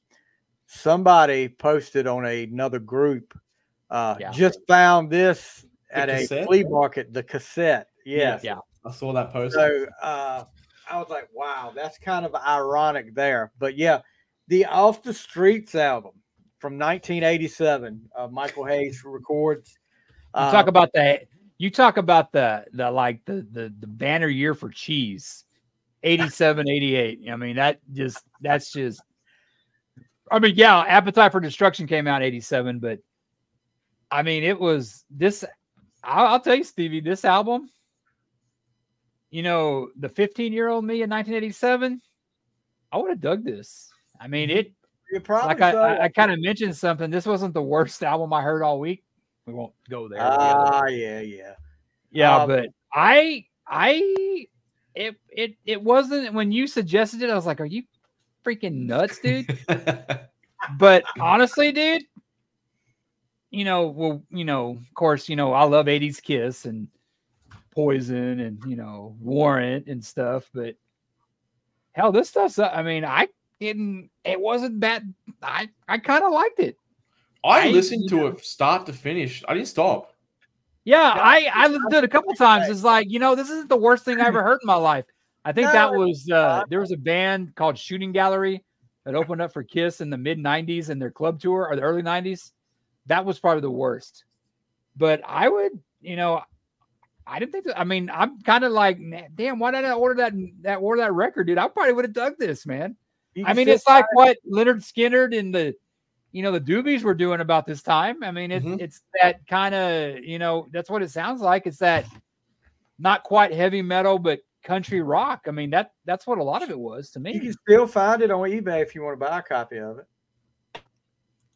I got it on YouTube. I'll just do it on that. Well, that's what I listen to it on. So it comes with real hair, real chest hair. Oh my God. That's like if you ever see a Kiss tribute band and the Paul Stanley doesn't have chest hair, don't watch. I've seen one Kiss tribute band. I've seen a few. One guy actually drew with marker black hairs. Oh my gosh. There is as long as they didn't put the it had to be 92 song, I'm a Free Bird. Now what was your excuse? You remember that song? Do you remember them coming out? They came out, him and Jimmy Garvin, at it was one of the pay-per-views or something. They came out. Their outfits honestly looked like the tuxes from Dumb and Dumber. They had the headsets on. Jimmy Garvin ended up being an airline pilot, right? Yeah, he's an airline pilot. I mean, that's you got to be pretty smart to do that shit. Yeah, but they sang this god-awful song called "I'm a Free Bird." Now, what was they never captured the same magic they did with Bad Street, dude. I mean, either come out to Bad Street or come out to Free Bird. And I'm sure they couldn't do Free Bird because which they Well, were they pretty did Freebird. That was their first. That was their Yeah. first Oh, theme yeah, but song I'm in world saying class. after a That was when while- you could use anything. But they were one of the first ones to use theme music. I mean, Yes. that was. I mean, he told Fritz that, and I mean, they didn't do that back then. So I mean, didn't like Gorgeous George or something come out to like something like that? Or I mean, they had people that come out to it, but the Freebirds really like in world class. I mean, Carrie came out to Rush, Kevin came out to Stranglehold. I mean, What that did and it's Junkyard come out to? He came out another to- one bites the dust. That's it. Yeah. And it's funny with that is you watch old WW stuff on the network. I mean, they have that all. They don't play Stranglehold. They don't play, Rush, Tom Sawyer, because they don't want to play the. They don't want to play the royalties. Yeah, there was that. See, WCW, well, back when it was Crockett, they were thinking, oh, we could come out and they can come out to any song they want to, but yeah, somebody came up there that got in the front office and said, when are y'all where are y'all sending the royalties to? And they're like, what royalties? What's that? Hold on 1 second. I'm gonna pull up this I'm a Free Bird and What Was Your Excuse song so you guys can hear I think this. I remember it. Yeah, it was pretty bad. It's horrible. Hold on. While you look for that, I'll tell a story about how I got to know Michael Hayes. I knew of the Freebirds back in the day, but he hadn't wrestled for a while. And the first time I saw Michael Hayes was when he came out at WrestleMania 17 in that Celebrity Battle Royal. Oh yeah. And he came out and he started doing his moonwalk. And I said, that's the man who calls himself purely sexy. And he's coming down, doing a little eagle walk. That's how I first knew him. My boss talks about a thing back in the mid '80s, back when kayfabe was still big, and they were at this place called Denim and Diamonds. It was a country club here in San Antonio. I think WWE in the early '90s had a place there, but this big limo parked out, and this is like in the mid Freebird Von Erich's war, and Michael Hayes got out, and then he's like, "Hey, Carrie, you want a beer?" And then Carrie Von Erich gets out. My boss is like, what the hell? You guys supposed to be enemies. I mean, he was just flabbergasted that it was. I mean, that was a big deal back then. But, I guess they figured there's a bunch of drunks there at the bar. They don't care. But my boss tells me that story, and he was like, what? Hey, what the hell? You guys are supposed to be enemies, supposed to be beating each other up. But I think that's why the feud was so great, is because they were such good friends. Yeah. Ouch. I've heard enough of that, but Leonard Skinner still plays at the rodeo here, so it kind of looks like that, I guess. Actually, the band that played on this album, one of the guitar players for Leonard Skinner plays guitar on this. Ricky Medlock plays guitar on this and produces this album. So, if he admits that, it's in the credits. I'll put it that way. So. All right. So what we're going to do here, there's 11 songs on this album. And each one of us is going to give from our worst to our favorite. And you know what? If you ever want to donate to the less fortunate, for us having to listen to this, I mean, go ahead and do that. We should be able to raise a lot of money off this because, I mean, a lot of people, I'm okay with it because I'm old and I don't care. I like what I like. Hell, I bought the damn album for Don Johnson back in the day, Heartbeat. It's kind of hard for me to really, cast stones on this. Well, they went through a phase back in the day where celebrities were putting out albums. Bruce Willis, Don Johnson, Eddie Murphy. Eddie Murphy, Michael Jackson. Hello. Michael Jackson, yeah. Okay. I'm thinking of what's his name? She wants to party all the time. Rick James. James. Cocaine's a hell of a drug. All right. So Pennachio, we're gonna let you go with your the worst song. Yeah, y'all wanted to go worst to best. So worst to best. So look, isn't that kind of one and the same? The feel that I got from this album is a very Roadhouse feel of music. Like you just go to this rundown bar, you see this guy sing on the stage, like whatever. Bunch of white people. Yeah. Speaking of that, if you close your eyes, a lot of these songs, I swear, I thought, is this Michael McDonald? Ouch. Ouch. This has a Dude. Michael McDonald feel.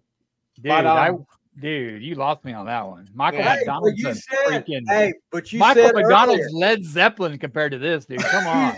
hey, but Ward, you said earlier, this is the kind of stuff the Doobies were doing back in the day. I know. But Michael McDonald wasn't with them, by the way. Just want to Not clarify. then, Not yet. but yeah. Anyways, my Doot Doot Doot number 11 is Heartbeat Away. Wow. Yeah. There's a couple of songs, it's like, I can't listen to it, I can't. But Heartbeat Away is just one of them. Yeah. All right. So I'm gonna do anything you want to talk about on that song, because it's gonna come up in just No, yeah. I mean, we gotta talk about that, but we'll talk about that later. So just give your. I'll talk about it later too. But my number 11 is is the leadoff song of the album. Everything is all right, and you know when we started talking about doing this, everything is not all right. By the way, when we started talking about doing this, I told you guys it's on YouTube. You guys check it out on YouTube. There was a link. I gave y'all a link, and there is a full link to this album, guys. So you go check it out. I was like, you know, this is the album that I've seen all these ads for in the Pro Wrestling Illustrated. Rock and roll, Southern rock. You know, I think of Southern rock. I'm thinking Leonard Skinner. I'm thinking Molly Hatchet. Among others, 38 Special. Everything is all right. Starts off, and I'm like, this is freaking like nightclub music right here. I was like, it's the 80s. First thing I said, who is this singing? Because I'm so used to hearing Bad Street, and he's got a different voice for different songs. You'll notice this all through it. His voice changes a lot through it depends on what the song is. Some of the lyrics, he says, honey, I'm home. And she responds back with, Michael, give me some. and then kind of unnecessary at the end with the whole nah. Start doing that at the end. I'm like, okay. So yeah, this is definitely my number 11 right here. Everything is all right. No, it's not all right. It's terrible at this point. So that's my number 11.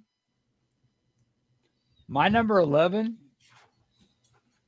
and I thought that Dokken had bad production in the 80s. I gotta have it. It seems like a bad 80s band reject. And I'm not talking like, you know, White Lion or Warrant. I'm talking like Nitro, the really bad stuff. Oh, you know, the stuff that, you know, yeah, Warren and White Lion are cheese, but I mean, Warren had a #1 hit. Come on. Yeah. Can't give them too much shit. But this is just, it's bad. And if I had to pick a song on there that one song I didn't like, I got to have it. It's a bad 80s reject, man. It's just, it's horrible. It's the worst song on the album to me. Yeah. Okay. I think that's going to be further up my list. All right. Pennachio, number 10. So it's just like another Dokken feel as well, but it's like a very classic 80s song, the way it starts, and it's Touch My Level. Reach down, touch my level. I always when I hear this song, I think about are they building a house? They're gonna touch my level or what? Oh, that's gonna come up. Yeah, I'll get into that more later. Yeah, later. I feel like the bottom half we're gonna have the same in different order, but I don't know. Oh man! All right. Yeah. Number 10 for me, and it was your number 11, Pennachio. Yep. Heartbeat Away. It's definitely an 80s song. Like I said, the voice gets different again, and then he does this one line of it. It's like, stop, look left, look right. Yeah.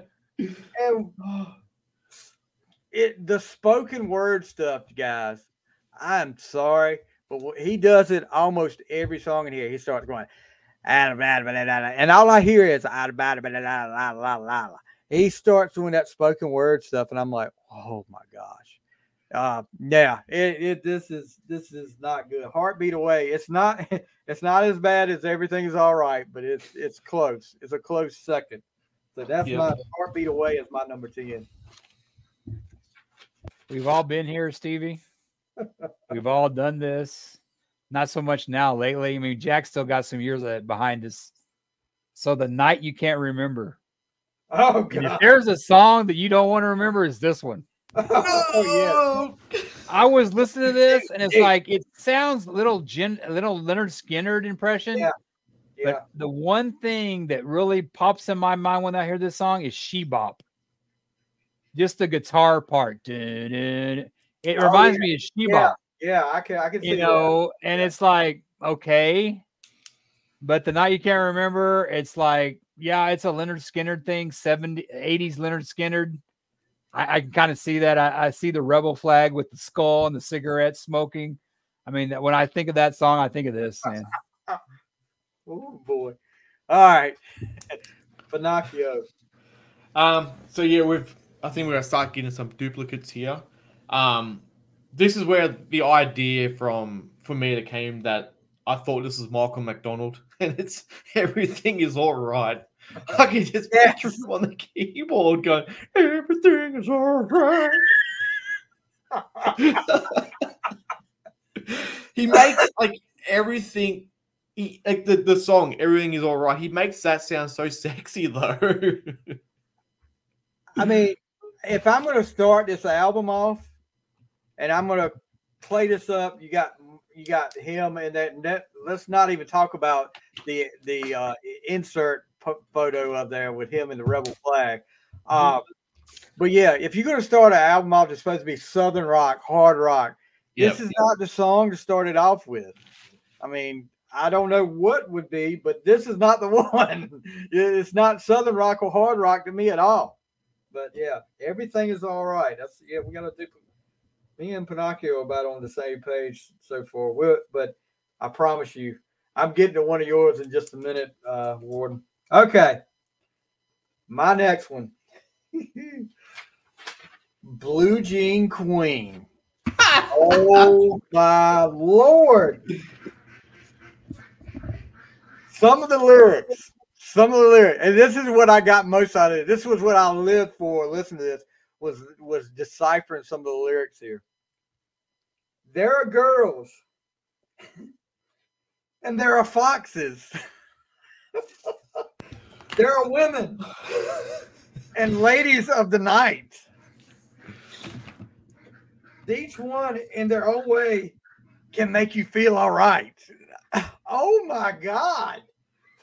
This song, if this song came out today, every freaking group would be like, oh my God, this is so much against women. There are girls and there are foxes.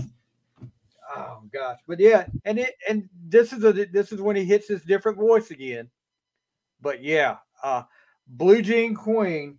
What did he say? I'll take the one in blue jeans every time. Yeah, okay, you have them, Michael. But yeah, that's my next one. Blue Jean Queen.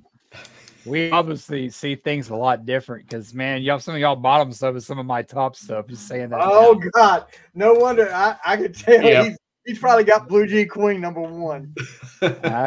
Pretty close. Oh God. My next one is there's no obvious. He's trying to be David Lee Roth in this. I mean, minus the chest hair. I mean, David Lee Roth has already moved on to Skyscrapers by him. But he wasn't doing the stuff that Michael Hayes is doing. What are you talking about? That's When the Love Comes Down. I like God for the Gnosis is David Lee Roth. He's trying to be David Lee Roth, I guess. Mm-hmm. Circa, Panama, reach down between my legs. We're all trying to be Michael P. Yeah, I mean, he was. I mean, like David Lee Roth. I mean, Hayes is stuck in the '80s, man. I mean, that was their like when they peaked, and they haven't left. Neither one of them. Yeah, we'll get to that. All right, Pennachio. Number 8. All right, so number 8 for me. Another duplicate in the bottom half of the list. It's I Gotta Have It. It's a very Rat kind of feel song. The kind of speed it goes. Rat? Really? Yeah, just it's the drumming sound, but I felt like a very Rat feel song. So, but I Gotta Have It. You know, we're going over to Rady, but Michael, that was my last. He's got to have it. Yeah, hey, he's got to have it. He's got to have it. Yeah, he's got to have it. All right. So this is going to be another duplicate for me. The next one, Warden, you had this earlier, and I totally agree. I'll go ahead and tell you guys from Blue Jean Queen up to about the number 3, they could interchange. I mean, they could be back and forth either way. It's all bad. It's all bad. Well, there's some not quite as bad. We'll put it that way. Exactly. Yeah. Not quite as terrible. Yeah. And so The Night You Can't Remember. Yeah. She bop, ye bop, ye bop. Spoken word stuff again. And then I don't, he's sitting there talking. He's mumbling something, and all of a sudden you hear him say, "I don't want to go to jail." Yeah. Yeah. Hey, you got the money? The chorus, part of the chorus is, "You fell down, you kicked my car, and then fell down 6 times." I'm like, where did you guys come up with these lyrics? You kicked my, and I mean, it's over and over again. You got to hear. You think Jack Daniels was involved in the writing of this album, Jack Daniels, maybe a little something else. I hope. It's funny. I hope. You kicked my car and fell down 6 times, but and then he said later on when he gets later on, I found out later you got sick in my car. I'm like, oh my gosh, what were you guys? This is some writing genius here. It's a good thing he works creative with wrestling and doesn't write the lyrics. Well, maybe this is why he's still working today, because he's trying to pay this shit off. Well, I can't imagine he still owes so much money for putting this debacle out. I can't imagine he's getting many kickbacks from off the streets. Many royalties coming in from there. Yeah, you think artists are ripped off by Spotify now? Imagine this album. He's probably got to pay them to put it on there. On Spotify. I know, that's what sucks about it. That's what I'm saying. Maybe he made a little bit of money off that guy buying the cassette somehow, and us. I don't know. That guy, that one guy buying. Well, that one guy buying the cassette. Yeah, us listening to it on YouTube. So yeah, that's my next one is Night You Can't Remember. Mine's another one. One of Jack's is Touch My Level. You hear that intro guitar part and you think it has some promise because it's totally rips off Eddie Van Halen. Yeah. Something off Mean Streets, that guitar. But I mean, it's like Jack said earlier too, this is something on Roadhouse. I mean, is this Jeff Healey singing this song? I mean, that's what it got me. And, as we go up, it seems to get being a little bit better. But I could see this being all Roadhouse. I mean, Jeff Healey. Yes. I mean, rest in peace. Oh yeah. But yeah, that it's not a bad, not the worst song. Let's just say that. Yeah. No, it's not worse. It's actually bad title, but Touch My Level is like Love Is Sweet, So Insane. Come on, Yeah. Alrighty. So number 7 for me. Number 7 is, we all know the song. It's a cover. Oh yeah. He made it his own, which is great. I do like this song, and it's The Boys Are Back in Town. You heard it right there, deep. It's good. It's a good version of it. He didn't go along the lines of Thin Lizzy. He actually made it his own. It's different. I like it. It's different. Yeah. It's very different. He went Doot Doot Doot all the way on that one. I'll talk about that in a minute. So I think Warden's had this one. When the Love Comes Down. Oh, you guys got this song so bad. I could deal with this one. I'm like Warden. That the guitar is good. But the scream at the end of the guitar solo. He's trying to be rock. Yeah, he sounds like somebody's. And then he keeps saying, I don't know where they're going with this. This is one of those lyrics. When you lose, you win. He keeps saying that over and over again. Well, has Paul Stanley got a writing credit on this one too? I guess. I mean, I don't know what he's talking about when you lose, you win in a song when the love comes down. You got to lose to know how to win. Come on, dream on, Cherry. Dream on, Stevie. He just went. Yeah, I'm surprised he didn't use "Dream On" in this song too. He robbed all these other lyrics. But yeah, when the love comes down, that's my what is that? My number 7. Yeah. Well, I got a tie with. Oh, sorry. You can't have a tie on this one. I got a tie with Jack. Boys Are Back in Town. Yeah. I remember when this came out. Horrible song, the original, and any version of the song is horrible. Bon Jovi, everybody. My opinion. You like Bon Jovi? I don't like this song. I remember this video in Mid-South, and what I remember in the video is Dark Journey slapping his ass. Dark Journey. Let's take a moment of silence for Dark Journey. Gosh, she ended up being Tully Blanchard's valet for a little while. Yeah, but she was in Mid-South before. Yeah, with the you got to give Michael Hayes credit because he was one of the first. I think he was even before Ventura, one of the color commentators. He was one of the first ones to do color commentary because he was still an active wrestler. Yeah, with Ross when he was wrestling, and I think Missy Hyatt took over after him. But yeah, I mean, Michael Hayes, like I said, man, he was ahead of his time, but he's stuck in that time. Very. Yep. Boys Are Back in Town. All right. So up to my number 6, nearly halfway through. All right. Are you upset about that, Jack? Over, guys. It's almost. Are you upset? We're halfway through. Do you want to do 20 more of these songs? Should do all these albums after this. His whole catalog, his whole box set. Has he got more? He'll bring a box set out because we're talking about his albums. Yeah, them boys want to talk about it. I'll show them. Yeah, we've gone through it already. I hate this song, but I love it, and it's Blue Jean Queen. You hate this song, but it didn't make your number 11?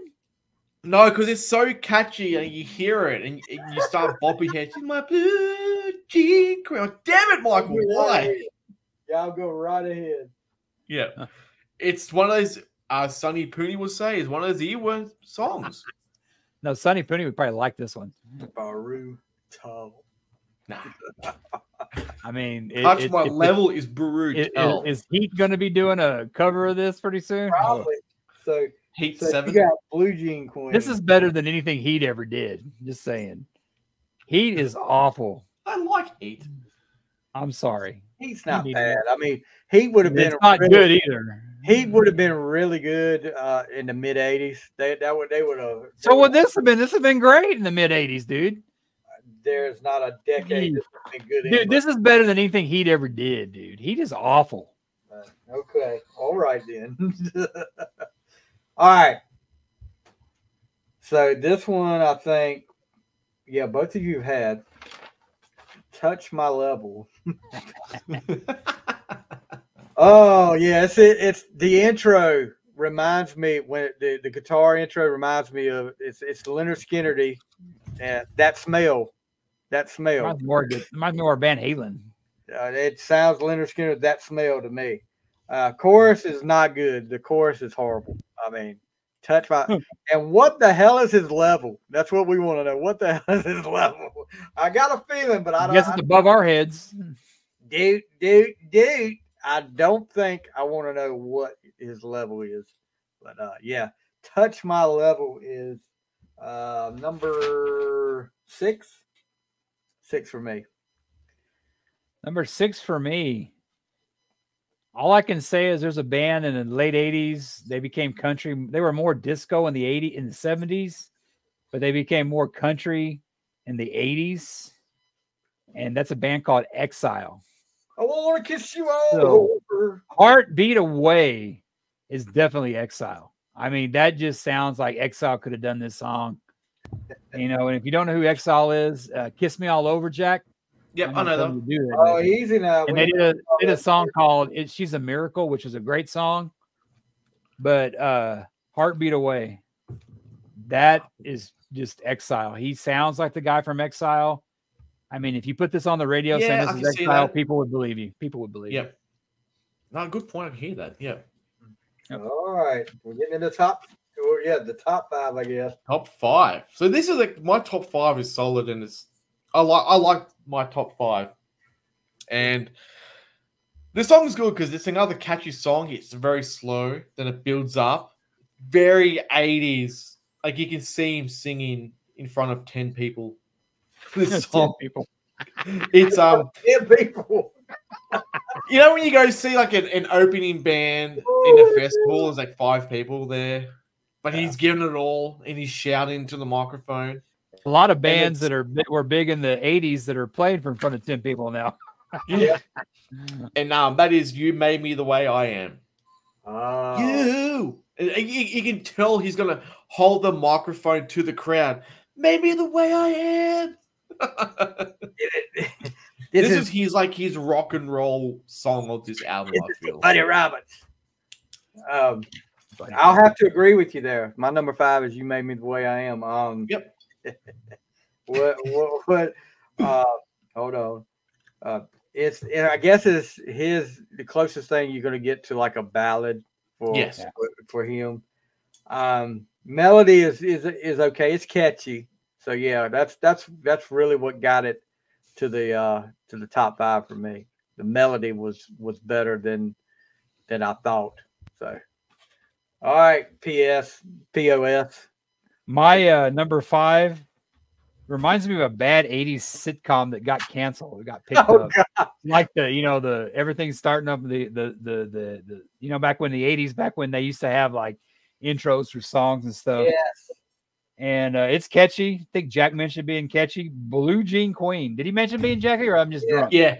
Yep. Yeah, but Blue Jean Queen. It reminded me of Kid Rock's got a song called Blue Jeans and a Rosary. It's not as good as the Kid Rock song, but it kind of reminds me of that. It kind of reminds me of a Leonard Skinner feel to it. Yep. It's got a little bit more horns. I think Skinner was more into it. The Doobies and maybe the Allman Brothers had more horns. That is one thing. This isn't as good, huh? That is one thing this album has a lot of, is horns. Yeah, it reminds me of kind of like later David Lee Roth, not so much Skyscraper, but Eat 'em and Smile. Not Eat 'em and Smile. A Little Ain't Enough. He had a lot of big band horns that kind of reminds me of something like maybe a reject of David Lee Roth's last album with Jason Becker. Yep. A good one. See, Blue Jean Queen's good. It's not bad. It's not the worst. It's no level. Level. It's no everything is all right. That's for sure. Everything's all right. Okay. My number 4. This hasn't been said yet, which is good. Now this I feel has the biggest Roadhouse feel. Like you can just picture Patrick Swayze just kicking someone's ass. Terry Funk as well, because he's in the movie too. And slamming someone on the table. That blonde chick that was getting banged in the back. Oh yeah, she's hot. He's on break. He's allowed. It's all right. Yeah, exactly. But yeah, you think of Patrick Swayze just smashed someone through the table, and then the band just kicks in with Sam Elliott. Don't forget Sam Elliott. Yep, Sam Elliott. Ain't Superstitious is my number 4. Very, very Roadhouse song. What did I have? Why isn't that on my list? Oh, Stevie looks confused. Stevie can't count like I did last couple weeks ago. Ain't superstitious. Oh, okay. I got you. All right. That was a little higher on my list. Oh. Yeah. So the next one up that both of you guys already talked about it. Boys Are Back in Town. Thin Lizzy cover. And like you said, he made it his own. It's a little slower to me. It feels like it's a little slower than the Thin Lizzy one is, but he made it his own. It's okay. It's better than the other ones that's on my list. So process of elimination, I think, on that one. But yeah, Boys Are Back in Town. number 4 for me. Mine is a repeat. You Made Me the Way I Am. It's fun, mid-tempo. I see a mid-tempo band doing this, you know, kind of like a, you know, 80s Skinnerd or, you know, something like that, you know, and, you know, Doobie Brothers didn't really have Michael McDonald in the 80s because he went solo, but I can kind of see, like, you know, one of those Southern rock bands doing this. I can see them doing that. Yeah. Yep. All right. Number 3. When I first heard this song, I thought it was going to be a cover of AC/DC Whole Lot of Rosie by the way it starts. Oh, yeah. The whole do-do-do-do-do-do. I was like, oh, cool, this is going to be really good. But it wasn't. But it was When the Love Comes Down. Ooh. David Lee Roth. That's all I got to say. You keep talking about David Lee Roth. He was in diapers when I was out there wrestling, boy. Oh, bullshit. David Lee Roth preceded Hayes. Come on. All right, so we're on number 3. So I think Worden had this last, so I gotta have it. Yeah, the drums. I like the drums in here because it starts off. You know, the drums are okay. The chorus is catchy. It's. I mean, and then here he comes with the spoken word again, though. I Gotta Have It could have been off it. I Gotta Have It could have been off this album. Yeah, but that's my number 3 there is I Gotta Have It. My number 3 is I was listening to this and listening to this. This is one of the biggest ripoffs he's did. Ain't Superstitious. There's a old black blues player named Willie Dixon that did a song called Ain't Superstitious. Rod Stewart did it with the Jeff Beck back in the day. And he captures some of it in there. He takes some of the lyrics, like a black cat crossed my path. That is off the Willie Dixon album. But this reminds me of something George Thorogood would do, because George Thorogood had a real history of like taking blues classics and making them his own. But we all remember George Thorogood because he did Bad to the Bone, which was Gino Hernandez's song. But Ain't Superstitious. I looked for information on this. He changed some of the words up there. It's not quite a cover, but it does rip off the I Ain't Superstitious that, you know, Willie Dixon did. I think Howlin' Wolf did and Rod Stewart covered. A lot of them did that back then. So this is pretty high for me. I kind of like this because I like that it shows that he took a classic and kind of rewrote it himself. I mean, if he did that today, he'd probably get sued because, I mean, it totally rips off Willie Dixon. But, you know, Willie Dixon really ain't around anymore to, you know, sue him. So, but it's a good comparison too with George Thorogood. Well, I heard this song and I was like, wow, it's like I remember the Rod Stewart version because when he was with Jeff Beck, and then it's like, yeah, I can see George Thorogood doing this. So, All right. Top 2 now, skin close. I think our number 1 is going to be close. I mean, we all might have the same. I think we're all having the same number. We're all gonna have the same. Yeah. If we aren't, then something's wrong with you guys. Number 1. No, this number 1, number 2, dude. Nah, number 2. Number 2 is a song where I can picture it being in like a 80s, 90s movies where kids go out drinking and then they get home. Back when kids used to be able to drink. Yeah. And then they come home early in the morning and you try to remember what's happening. And it's the night you can't remember. Just a very good, like, something like you see on Days of Confused, like the day after. They're just going out. She-bop, baby. She-bop. And they just play it in the background while they're just talking about whatever. Yeah, I can see that. Okay.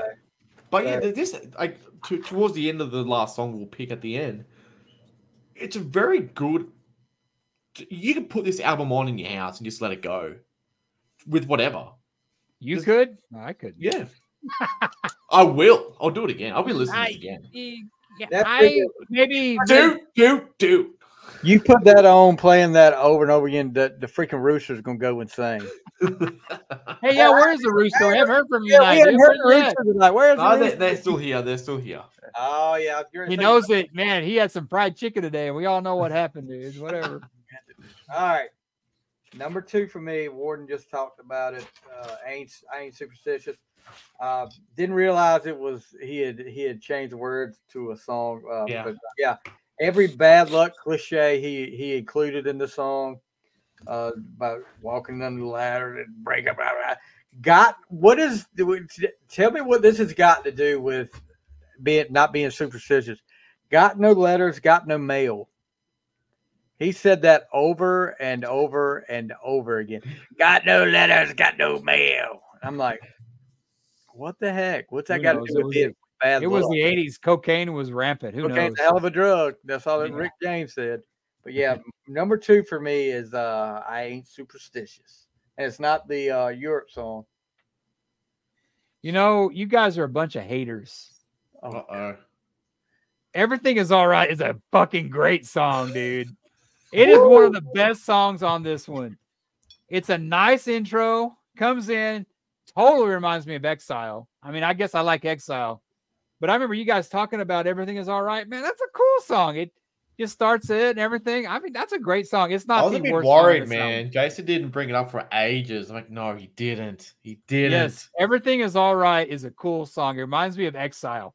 This could have been the B-side or a single off, Kiss You All Over or, She's a Miracle. Just a cool little, I listen to this album. That's the first song that kicks off. I go, this may not be so bad. Then I got to, I got to have it. And I was like, oh shit, this is horrible. I got to have it. Not the song I want leading up this album. I'm sorry. I like it. No, it's like I said, a lot of these songs it wasn't the worst. Everywhere. It wasn't the worst. I mean, none of them are Stairway to Heaven, so come on. All right, so that means pretty much all of us have. I think we can all say that at the count of 3 what our number 1 is. That's I think the only right answer. Yeah, so I think our number 1. I think if we all count down 3, 2, 1. Bad Street USA. So, yeah. All I can say about this song is that if you ever knew how much a producer means to an album, this song is a highly example because the production is so bad that the guitar player, the guitar is a great riff, but it's just not, it's not fat enough, I guess. It's just very weak. I mean, it reminds me of, I give Dawkins a bunch of crap, but there's some Dawkins songs that could have been so much better if the production was better. I mean, it just, and Justice for All, it's just, it's paper thin drums, but Bad Street USA, one of the most iconic songs. He was the OG of doing his own song. He saw this shit coming. That guitar that's a badass song. And, and then when I heard, that's how I said the story before, how I got into Iron Man and Sabbath, is because he was talking when they were going against the Road Warriors. Like, you think Iron Man's a badass song? Check out Bad Street USA. And I remember Bad Street USA thinking it was nice and heavy. I mean, it's got that heavy thing that, Iron Man, but Iron Man has so much better production. That's the only thing I take away from this song is the production is real paper thin. It's just not great. Yeah, I mean, what can you say? The first time I heard that, when they came out to it, I was like, holy crap. I mean, this is a pretty good. I didn't like the, they were baby faces when they came to WCW or NWA at the time. But I heard so much about them. And then when you see it, the video. Yeah. Oh, gosh, that freaking house. And you see Michael Hayes. you see him come out the door, chest hair out, going, arr, arr. I'm like, yeah, jeez, dude. I mean, it's like, is Paul Stanley Who Wants to Be Lonely busy or what? Come on. Where is Terry Gordy when we need him? And then, he was singing there at the end. Yeah, at the end, but he needed to be there at the first of it too. With these guys, the further down the block you go, the better it got. Yeah, I mean, actually, when I heard it, I dug it. I loved it. I loved it from the start. The guitar is heavy as fuck, man. It's great. I want to know the sound of the song, the way it goes, the music. It suits the way the Freebirds walk to the ring. It just worked. I mean, it's cheesy as hell, but man, I mean, it is. I mean, for that time when when I don't know when you heard it for Stevie. When I heard it, I was like, man, this is fucking heavy, dude. I love this. Did they ever play it on the radio? I don't remember the radio. I just I remember don't know. listening. I imagine if it got on radio, it'd have to be around wherever they were at the time. But the guitar and the solo, I mean, that would shit. That's great. I mean, that you can see Beavis and Butthead doing that. That. I mean, but it's like what Ace says. Ace does solos that you can sing. You can sing this solo of this song. Yeah, I agree. You can hear it. You can just walk around and air guitar to it. So yeah, that's Ricky Medlock doing the guitar solo. Some of the comments under I went on discogs.com and looked at some of the comments were, I didn't know Dog the Bounty Hunter was in a band. Yeah. If you were a fan of professional wrestling in the 1980s, you need this record. It is right up there with Terry Funk's masterpiece, Great Texan, Essential Listening. I don't know, Worden. I know. I saw that look, and I was wondering the same thing. I remember that. Hold on. I'm going to see if it's up here on YouTube. Terry Funk, Great Texan.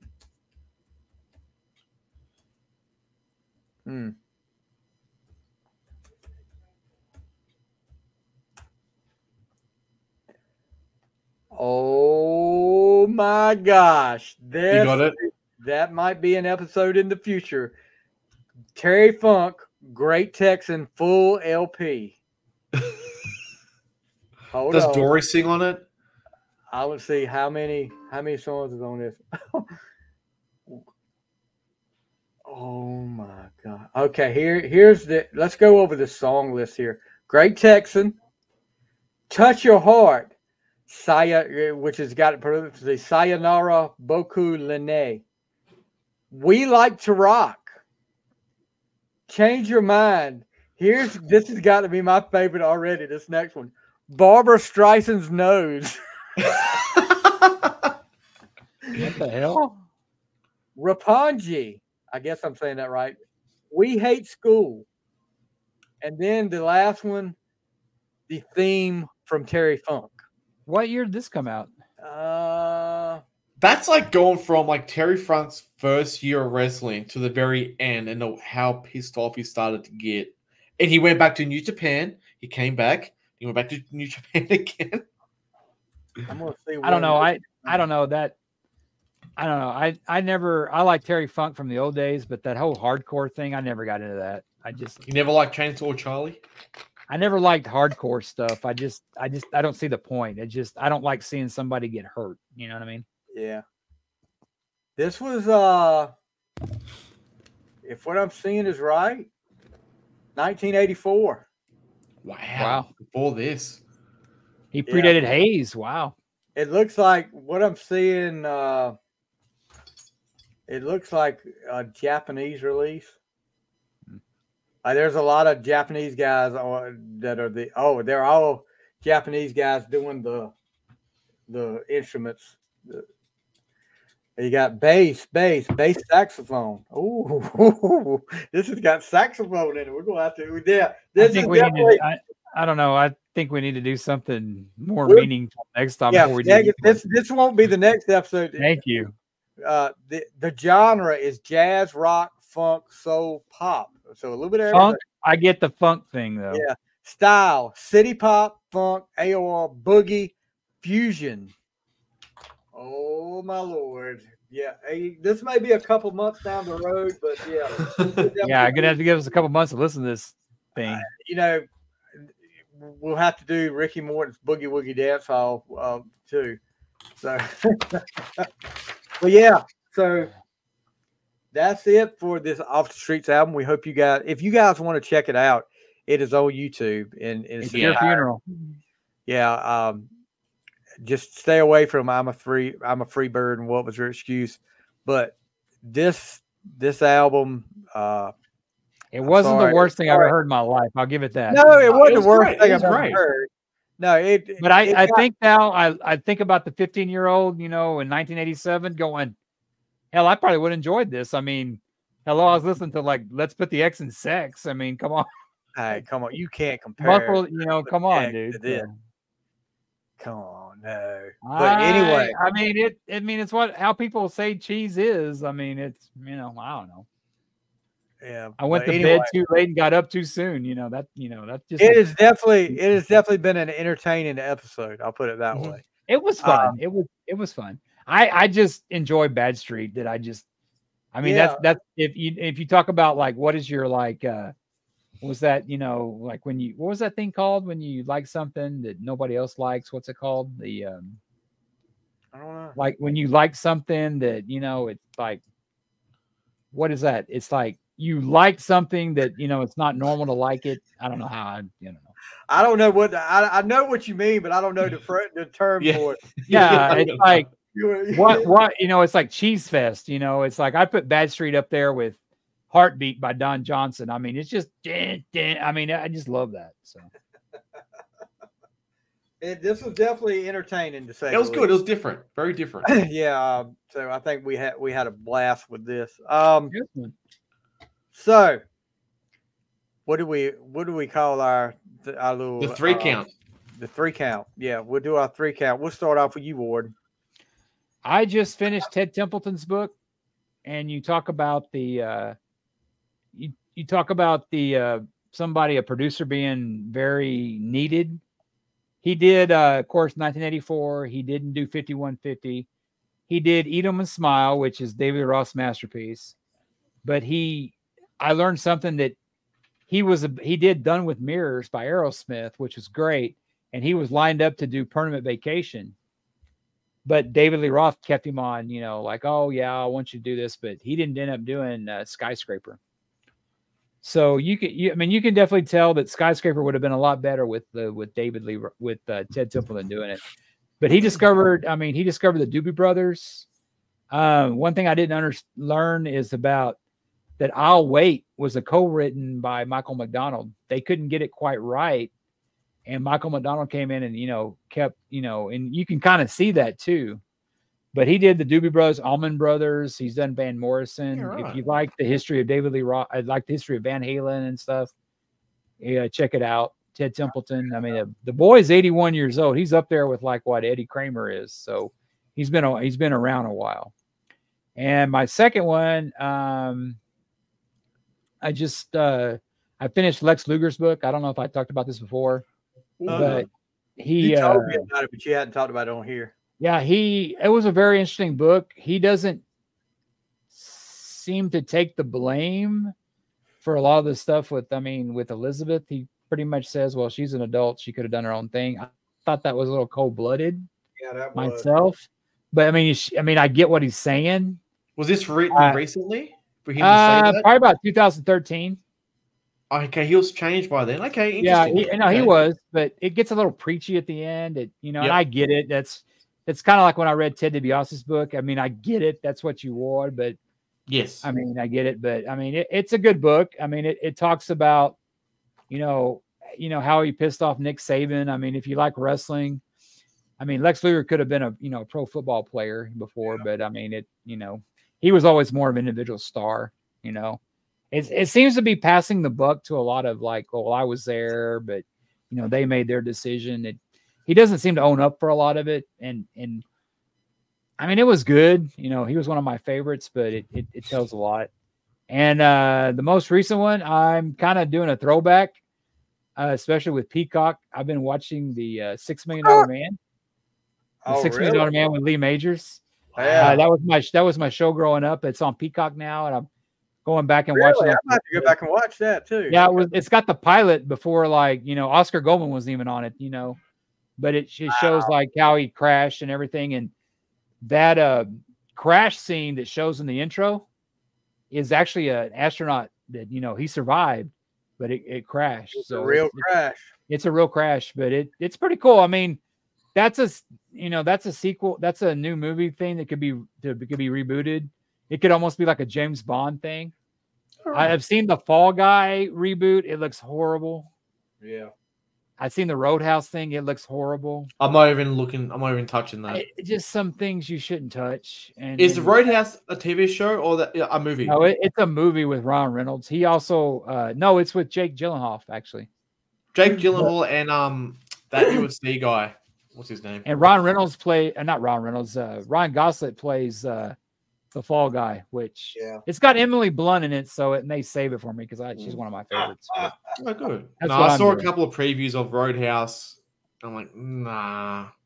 There's just some stuff you shouldn't touch, you know. Can't. I heard some rumor that they're making The Godfather again. It's like, no, just you don't look. Yeah. They've been talking about that for years. It's too late. It's what stop. Exactly.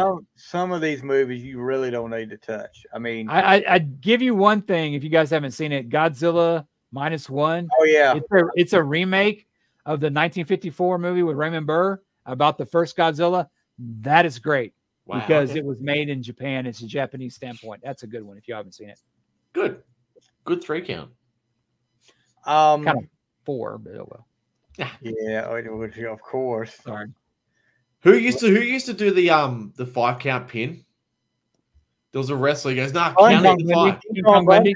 Yeah. Bundy, yep. Bald is beautiful. Count him. You count to 5. He won't get up.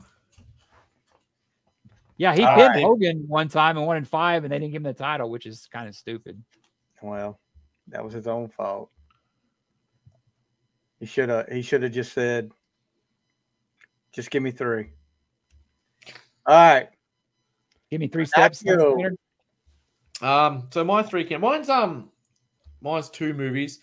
And so recently I went to New Zealand for a wedding and I just want to promote New Zealand. Shoot and ski. I saw that. Yeah, I went at the wedding. You can ski shoot. There's a golf driving range where you're never going to get the ball back because we're right at the end of the North Island, so you shoot into the ocean.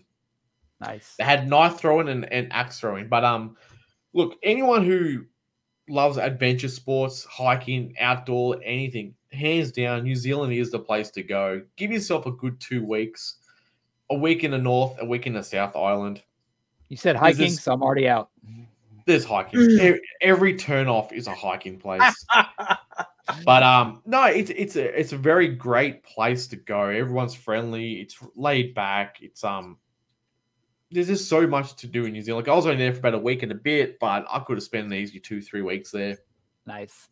So promoting New Zealand. TV show I've been watching, Love on the Spectrum. Season 2 came out recently. It's a dating TV series where they get people with autism who want to find love. So season 2 came out. There's a lot of hey, maybe if I get on, I'll have a chance. That's it. A lot of old characters are coming back, so it's good. It's a very wholesome show.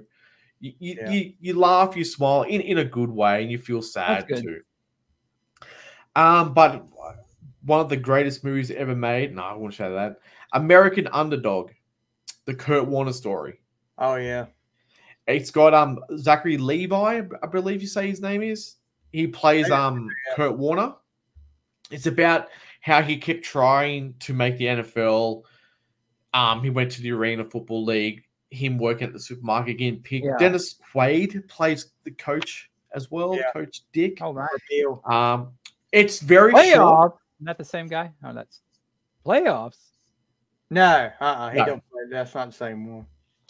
Very short. Like they show his very Dick Vermeil's first the one game. I always cried. That's right. Yeah, they show his first game when he played for the Rams, and then they show the Super Bowl win, and then they just go through a brief history. So it's not like a 20-year crammed into 2 hours. Yeah, it's purely his NFL winning year. Nice. No, here's if you're a football fan, you don't even have to be a Rams fan. It's just a nice football movie, and that's my 3 count. All right. So my 3 count. First thing, I started. I was sitting here the other night, didn't have much, kind of bored, looking through stuff. I said, you know what? This is something I haven't watched in a while. I'm gonna start from the beginning and try to watch all however many seasons it is. I just got to be close to 30, if not over that now. The Simpsons. Started watching from the first episode, and I started when I was in high school. Crazy. Yeah, I know. I was in high school. But yeah, I started watching that a little bit. Got through. I'm just about through season 1, so forgot how funny some of the stuff was on there. It's some classic. Predict the future too, don't they? A lot. Yes, they predict the future. I remember when we started watching that. I remember like when that first came out, Bart Simpson was kind of at our age, and stuff like Bart was the right guy. Now we're older. It's Homer. It's Homer. Yeah, he hasn't aged any. I don't think so. I want to. Are we going through? Is every episode like a day? So because I mean, he hasn't, and Maggie hasn't aged either. So she's still Homer's the man now. Homer's the man now. I identify. Yeah, it used to be Bart. Now it's Homer. So number 2, I watched on Netflix. Being a big fan of music, but going back to the 80s and stuff like that. This documentary that came out was right up my alley. They did a documentary on We Are the World. The whole it was really good. Some stuff I didn't know on there. That one of them was kind of funny. I kept seeing Waylon Jennings in the crowd when they were doing the rehearsals and stuff, and I was like, I don't remember Waylon Jennings being in the picture or anything up there. And I found out why. In the middle of all this, now they kept talking about, Lionel Richie, gosh knows, this guy worked his butt off. I mean, worked his butt off all night to get people there. All night long. To keep people. He had just hosted one of the music awards that night. They got that together because it was like the American Music Awards or something like that. Yeah. So he's trying to keep the peace with people because there's so many egos there. Prince. And, well, that's another story. I know. But Waylon, they get in the middle of all this. And, I mean, because you think about it, they got there, 10:30, 11 o'clock, maybe, something like that. And they're working all night. So they've been there a while.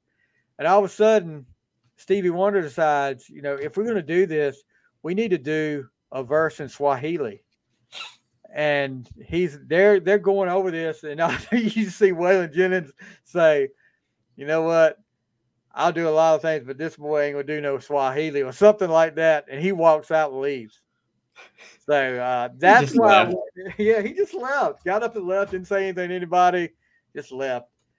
But yeah, the whole Prince thing, when they were trying to get him there, they were kind of using Sheila E. to get him there, telling her that she was going to get to sing, and she didn't. But it was great. I mean, you saw a lot of things and learned a lot of things about it you didn't know, and it was great to see how hard it was for them to put it all together and how hard they worked between. You have Michael Jackson and Lionel Richie working on this thing, and how they threw the song together so quick. I mean, not really threw it together, but they kept talking about, well, we got to this day. We got plenty of time. Then all of a sudden, no, we need it now. And then they started working, and they cranked it out just like that. But, yeah, I would definitely recommend that to anybody. Then Warden's not going to like this one. So today I listened to Ace Frehley, 10,000 Volts. What can you say? It starts off slow. It really does. And I get what you say about your drawbacks of it, Warden. But but we talked about this on the other show. I'm just not an Ace guy. I mean, I mean, there's nothing against it. He's an acquired taste, and a lot of people love him. And, he was great in Kiss, but just solo, it doesn't appeal to me. But I get I get the love for it, The first half of it, like maybe the first 3 or 4 songs, not that strong. Still good, but not that strong. But the last half of it kicks ass. Is there an instrumental? Yes. Did you do a fracture again? It's called Stratosphere. Okay. That's probably the best vocals on it, right? I'll give you that one. That was good one. But yeah, I'm not a big fan. Of course, Fracture Mirror I like that instrumental. But I'm not a big fan of instrumentals that much. there's a few of them that I'll listen to, like Escape from the Island. I love that. Yeah, But this one, the only good song on The Elder. Is there a cover? Stratosphere is not bad at all. I don't. Yeah, is there a cover? And No, that's I like mean, unlike Ace not have a cover. I mean, because he's saving all those for Origins 3. God. Yeah. You know that's happening, right? That is I going to know. happen. But yeah, you got 10,000 Volts. You got Walking on the Moon, Cosmic Heart, Cherry Medicine, Back into My Arms Again, Fighting for Life, Blinded, Constantly Cute, Life of a Stranger, Up in the Sky, and Stratosphere. So you got 11 songs, and Not bad. I thought it was good. I mean, I'm gonna listen to it again. I would listen to it again, and some of the other songs that I didn't think were strong may catch my ear or something like that. But I thought it was a good, solid effort for him. As far as being people saying being as good as the '78 solo album, no. But it's probably the best thing I've heard since Trouble Walking. Wow. Okay. Yeah, the other ones like Anomaly and Space Invader and whatever other space thing he did. It's a lot better than any of those. I'll go with that. But that's my 3 count there. Nice. So guys, that's going to do it for our triple threat main event, which has been probably the most entertaining one we've had so far. I think this is number 5, but wow. Michael Hayes, sorry, bud. Sorry, bud, if we make you mad, but you definitely entertained us, and nothing against the album. We've got. If I find it, if I find it, I'm buying it. If I could find it, a little at a good price, I would probably buy it. Yep. Just to have for It's that nostalgia feel, Yeah. I don't think I'd like the insert photo, but we'll do that. I'll won't buy it. I'll just stream it. So yeah. Any last words from you guys? We're on the road to WrestleMania. Keep watching because this whole Cody Rock Roman is going to kick off. So we've got 4-5 weeks to go. So 5 weeks. Well, 6 actually. 6 from today. Yep. It's 42 days. So a 2-night event where we get ready for WrestleMania. What about you, Ward? no, I'm just my favorite thought about WrestleMania is the Hall of Fame. I love the Hall of Fame. I just like watching the old guys. They haven't announced one yet, have they? No. No. Okay. They haven't. So I don't know. There's a lot of guys that should be in there, like Ivan Koloff. But I heard one rumor.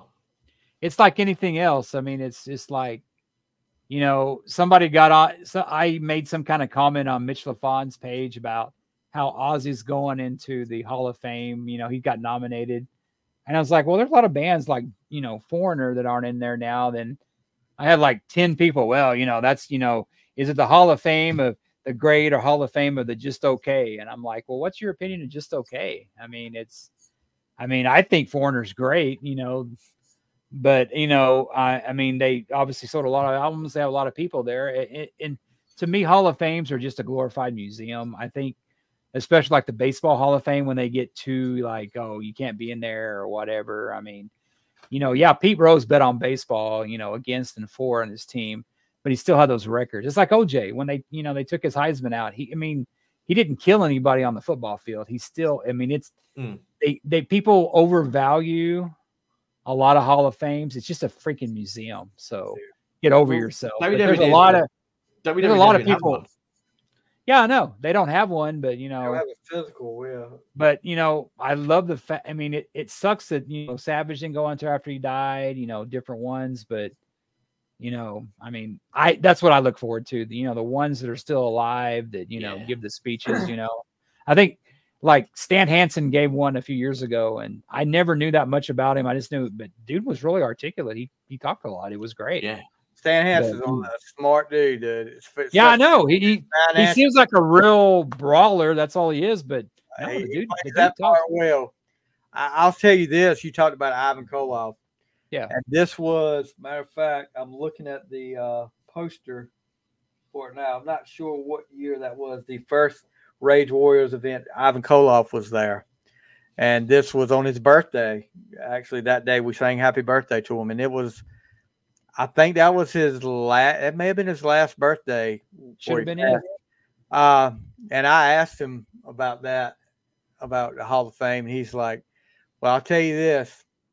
If I don't get in this time, then me and that young McMahon, he called him the young McMahon. We're going to have a little talk. And well, he's a former WWF or whatever they call him champion. I mean, he ended probably the longest reign in championship history there. He ended Bruno's reign. And it's not like that was a fluke thing. He goes on to win multiple. Well, look how long it took him to bring in Bruno. I mean, God, it's after you're gone and dead. I mean, it doesn't really do you much good. I mean, he deserved better, I think. The whole reason Bruno got in. Guess who got him? Who worked on that? Triple H. Yeah, Triple H. Yeah, Triple H did that. Because Bruno, that's why they reckon he'll bring in China sooner or later as a solo wrestler, a single wrestler. Sorry. You think with Triple H's background? I don't know if that's going to come anytime soon, because with the whole McMahon thing, that she's another person that I don't know. I don't know how. But like you said, you put him in for what they've done in that ring. Yeah. Who cares if she made pornos or did Playboy? So did Sable. So did Tori Wilson. Well, they did her wrong though. They did China wrong. I mean, it's she didn't, because China was still pretty hot and pretty like on top when they got rid of her. I mean, but she came back to TNA for a bit. Yeah. Speaking of Hall of Fame snubs, why is it Demolition in the Hall of Fame? Because what they look like. Because they're a Road Warriors ripoff band. That's why. But Johnny Ace will allow that. WWE, Johnny Ace doesn't have anything. Johnny Ace is gone. Johnny Ace better. No, that's what I'm saying. He would said, no, they look too much like my brother.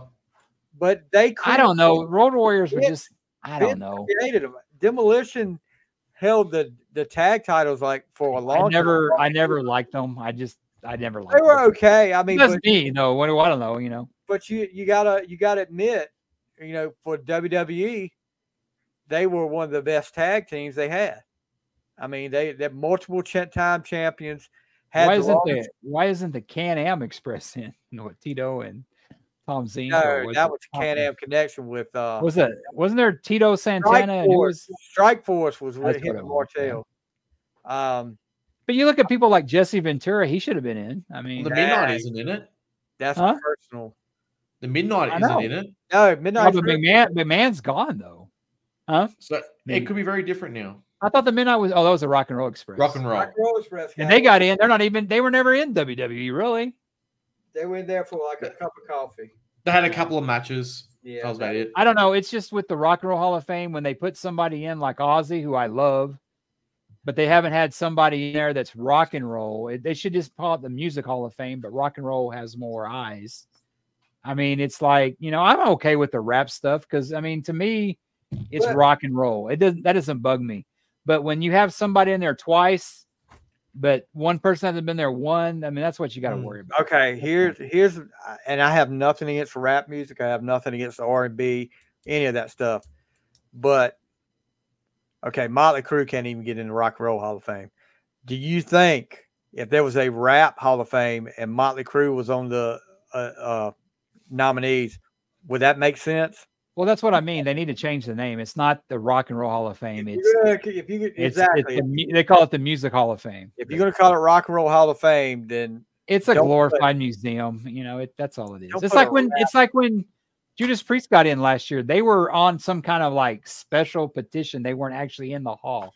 It's like, dude, you're a freaking museum. Get over it. You don't get anything, do you, as an artist? Nope. You don't. I'm looking at Hall of Fame snubs right now, and I don't know. You get to sit with Eddie Trunk. Well, the one rumor I heard was Bray Wyatt could be headlining the Hall of Fame. I heard Paul Heyman too. But this is just me saying it, and it's no disrespect. You can't put him in because he died. No, okay? You can't. But he wasn't that great in the ring. He wasn't that great yet. I agree. Yes, I agree. He had unlimited. But you can't just put him in because he died last year. You Hell, his can't. dad's not even in. Is his dad in? No. IRS? No, Hey. he's not. Here's one. And this may be Is before. Blackjack? Blackjack's in it. I think Blackjack's in it. What about Wahoo? Maho McDaniels. Yeah. Yeah, you could Should always be. say, well, he didn't was in the WWF, but I mean, it's the Rock and Roll Express. I mean, it's Sting was not. I mean, he Yeah, was I agree. what, Yeah. for a month? Davey There's Boy. just- What about Davey Boy? Smith? there's so many. Hell, Owen Hart, but I think his wife won't let that happen. Yeah. Who did they put in last year? They put in he was a Japanese wrestler in WCW. He wore a mask. I can see him. He wasn't even in WWF at all. Ultimo Dragon? No. WWE Hall of Fame 2003. Why? Speaking of, why not? 2003 or 2023, Jack? The Great Buddha. Oh yeah. Oh yeah, yeah. He wasn't in WWE or No, F. he wasn't that big of a deal in WCW either, if you ask me. No, but that's the same. He look, got in. Let me tell you, if they'd have kept using him the way they did when he first got there, he would have been something. But for some reason, I don't know what happened. They started. It's like the WWF was doing. They were putting all these like wrestlers from the 20s in, and it's like nobody really knows who they are. I mean, there's a lot of them from the 80s and 90s, 70s that should be put in before people forget about them, though. That's just my opinion. Yeah. I mean, you should put in more people that passed on now that people still, their families are around. They can see that, kind of like Paul Bearer, come on. Did they ever put the Freebirds in? Yeah, they did in Atlanta. Okay. But that's when Kevin Von Erich came down and talked about him. But it was Jimmy Jimmy Garvin and Michael Hayes, and Kevin Von Erich got up there and told Terry Gordy was one of the best men I ever knew in my life. It's like, wow. Oh, and I think Michael did the same for him. When the Von Erichs went in, he told the stories. What about Luger? What do you guys think about Luger in the Hall of Fame? He should be in. He should be in. Yeah. Okay. All right. I think Luger should be in. Yes. Oh, big time. Okay, but he's another one. He's in with the NWO. He should, but you're gonna get multiple like that. Bam Bam Bigelow. Yes. Okay. Just for what he did at WrestleMania with Lawrence Taylor, that was a big deal. All right, this is an older guy, Luthez, but I mean, Luthez was more NWA, but yeah, he should be in. But he had like a 50-year career. Luthez was a badass. Yeah, this is the no-brainer for me, and he would go in with his group, or he could go in by himself. Cornette. Oh yeah, definitely. The Midnight Cornette could go in for his booking alone. Yeah, Cornette, the Midnights definitely need to go in. Oh yeah, both. Which one? Both. Both. All three actually. Yeah, I would put all of them in there. Of course, we talked about China, and then the last one, I have no clue who that is. I'm not going to even talk about it. This is Barry Windham in? Not individually. He's in with the Horsemen. He came out. The only one that didn't come. Well, the only two. But Luger's not in with the Horsemen, is he? No. The only ones from the Horseman era that before they did the whole Paul Roma deal that didn't come out. Luger didn't come out, and Ole, which Ole, I don't think they wanted Ole there because Sensational Sherry should be in. Elizabeth should be in. Miss Elizabeth should be in. Yeah. I don't know why she's not, but because she was the first, like woman manager. I mean, but you have people like Heenan are in. Is Jimmy Hart in?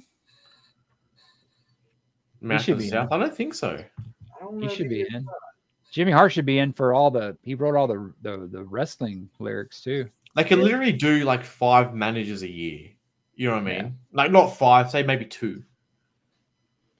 Who would be? Yeah, I mean, you got Heyman, Jimmy Hart, Cornette, Gary Hart. He had his time. Gary Hart. Yeah, I think what's his name should be in. Teddy Long should be in. Teddy Long should be in. He's already in, I think. Is he? I think Teddy. Yeah, he is. He is. What is that? Playa. Mr. Fuji's in it too, I believe. Yeah, Mr. Fuji. Is Kamala in? Kamala? No, I don't think so. Kamala Akbar should be in it for. I mean, The Godfather's in it. Yeah, there's a lot What of about Slick? Slick in? No, I don't think so. Is DiBiase in?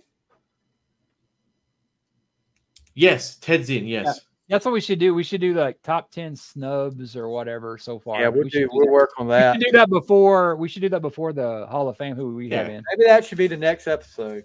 Sounds good to me. All right. So you guys heard it right here. Next episode. Off the Streets would be my number one for the Hall of Fame. You know, that should be the one that got ripped off and never won a Grammy. I mean, come on, exactly. Jeez. Yeah. I think Jethro Tull's be jealous, man. Come on. Yeah, he could have beat Jethro Tull that night. That's for sure.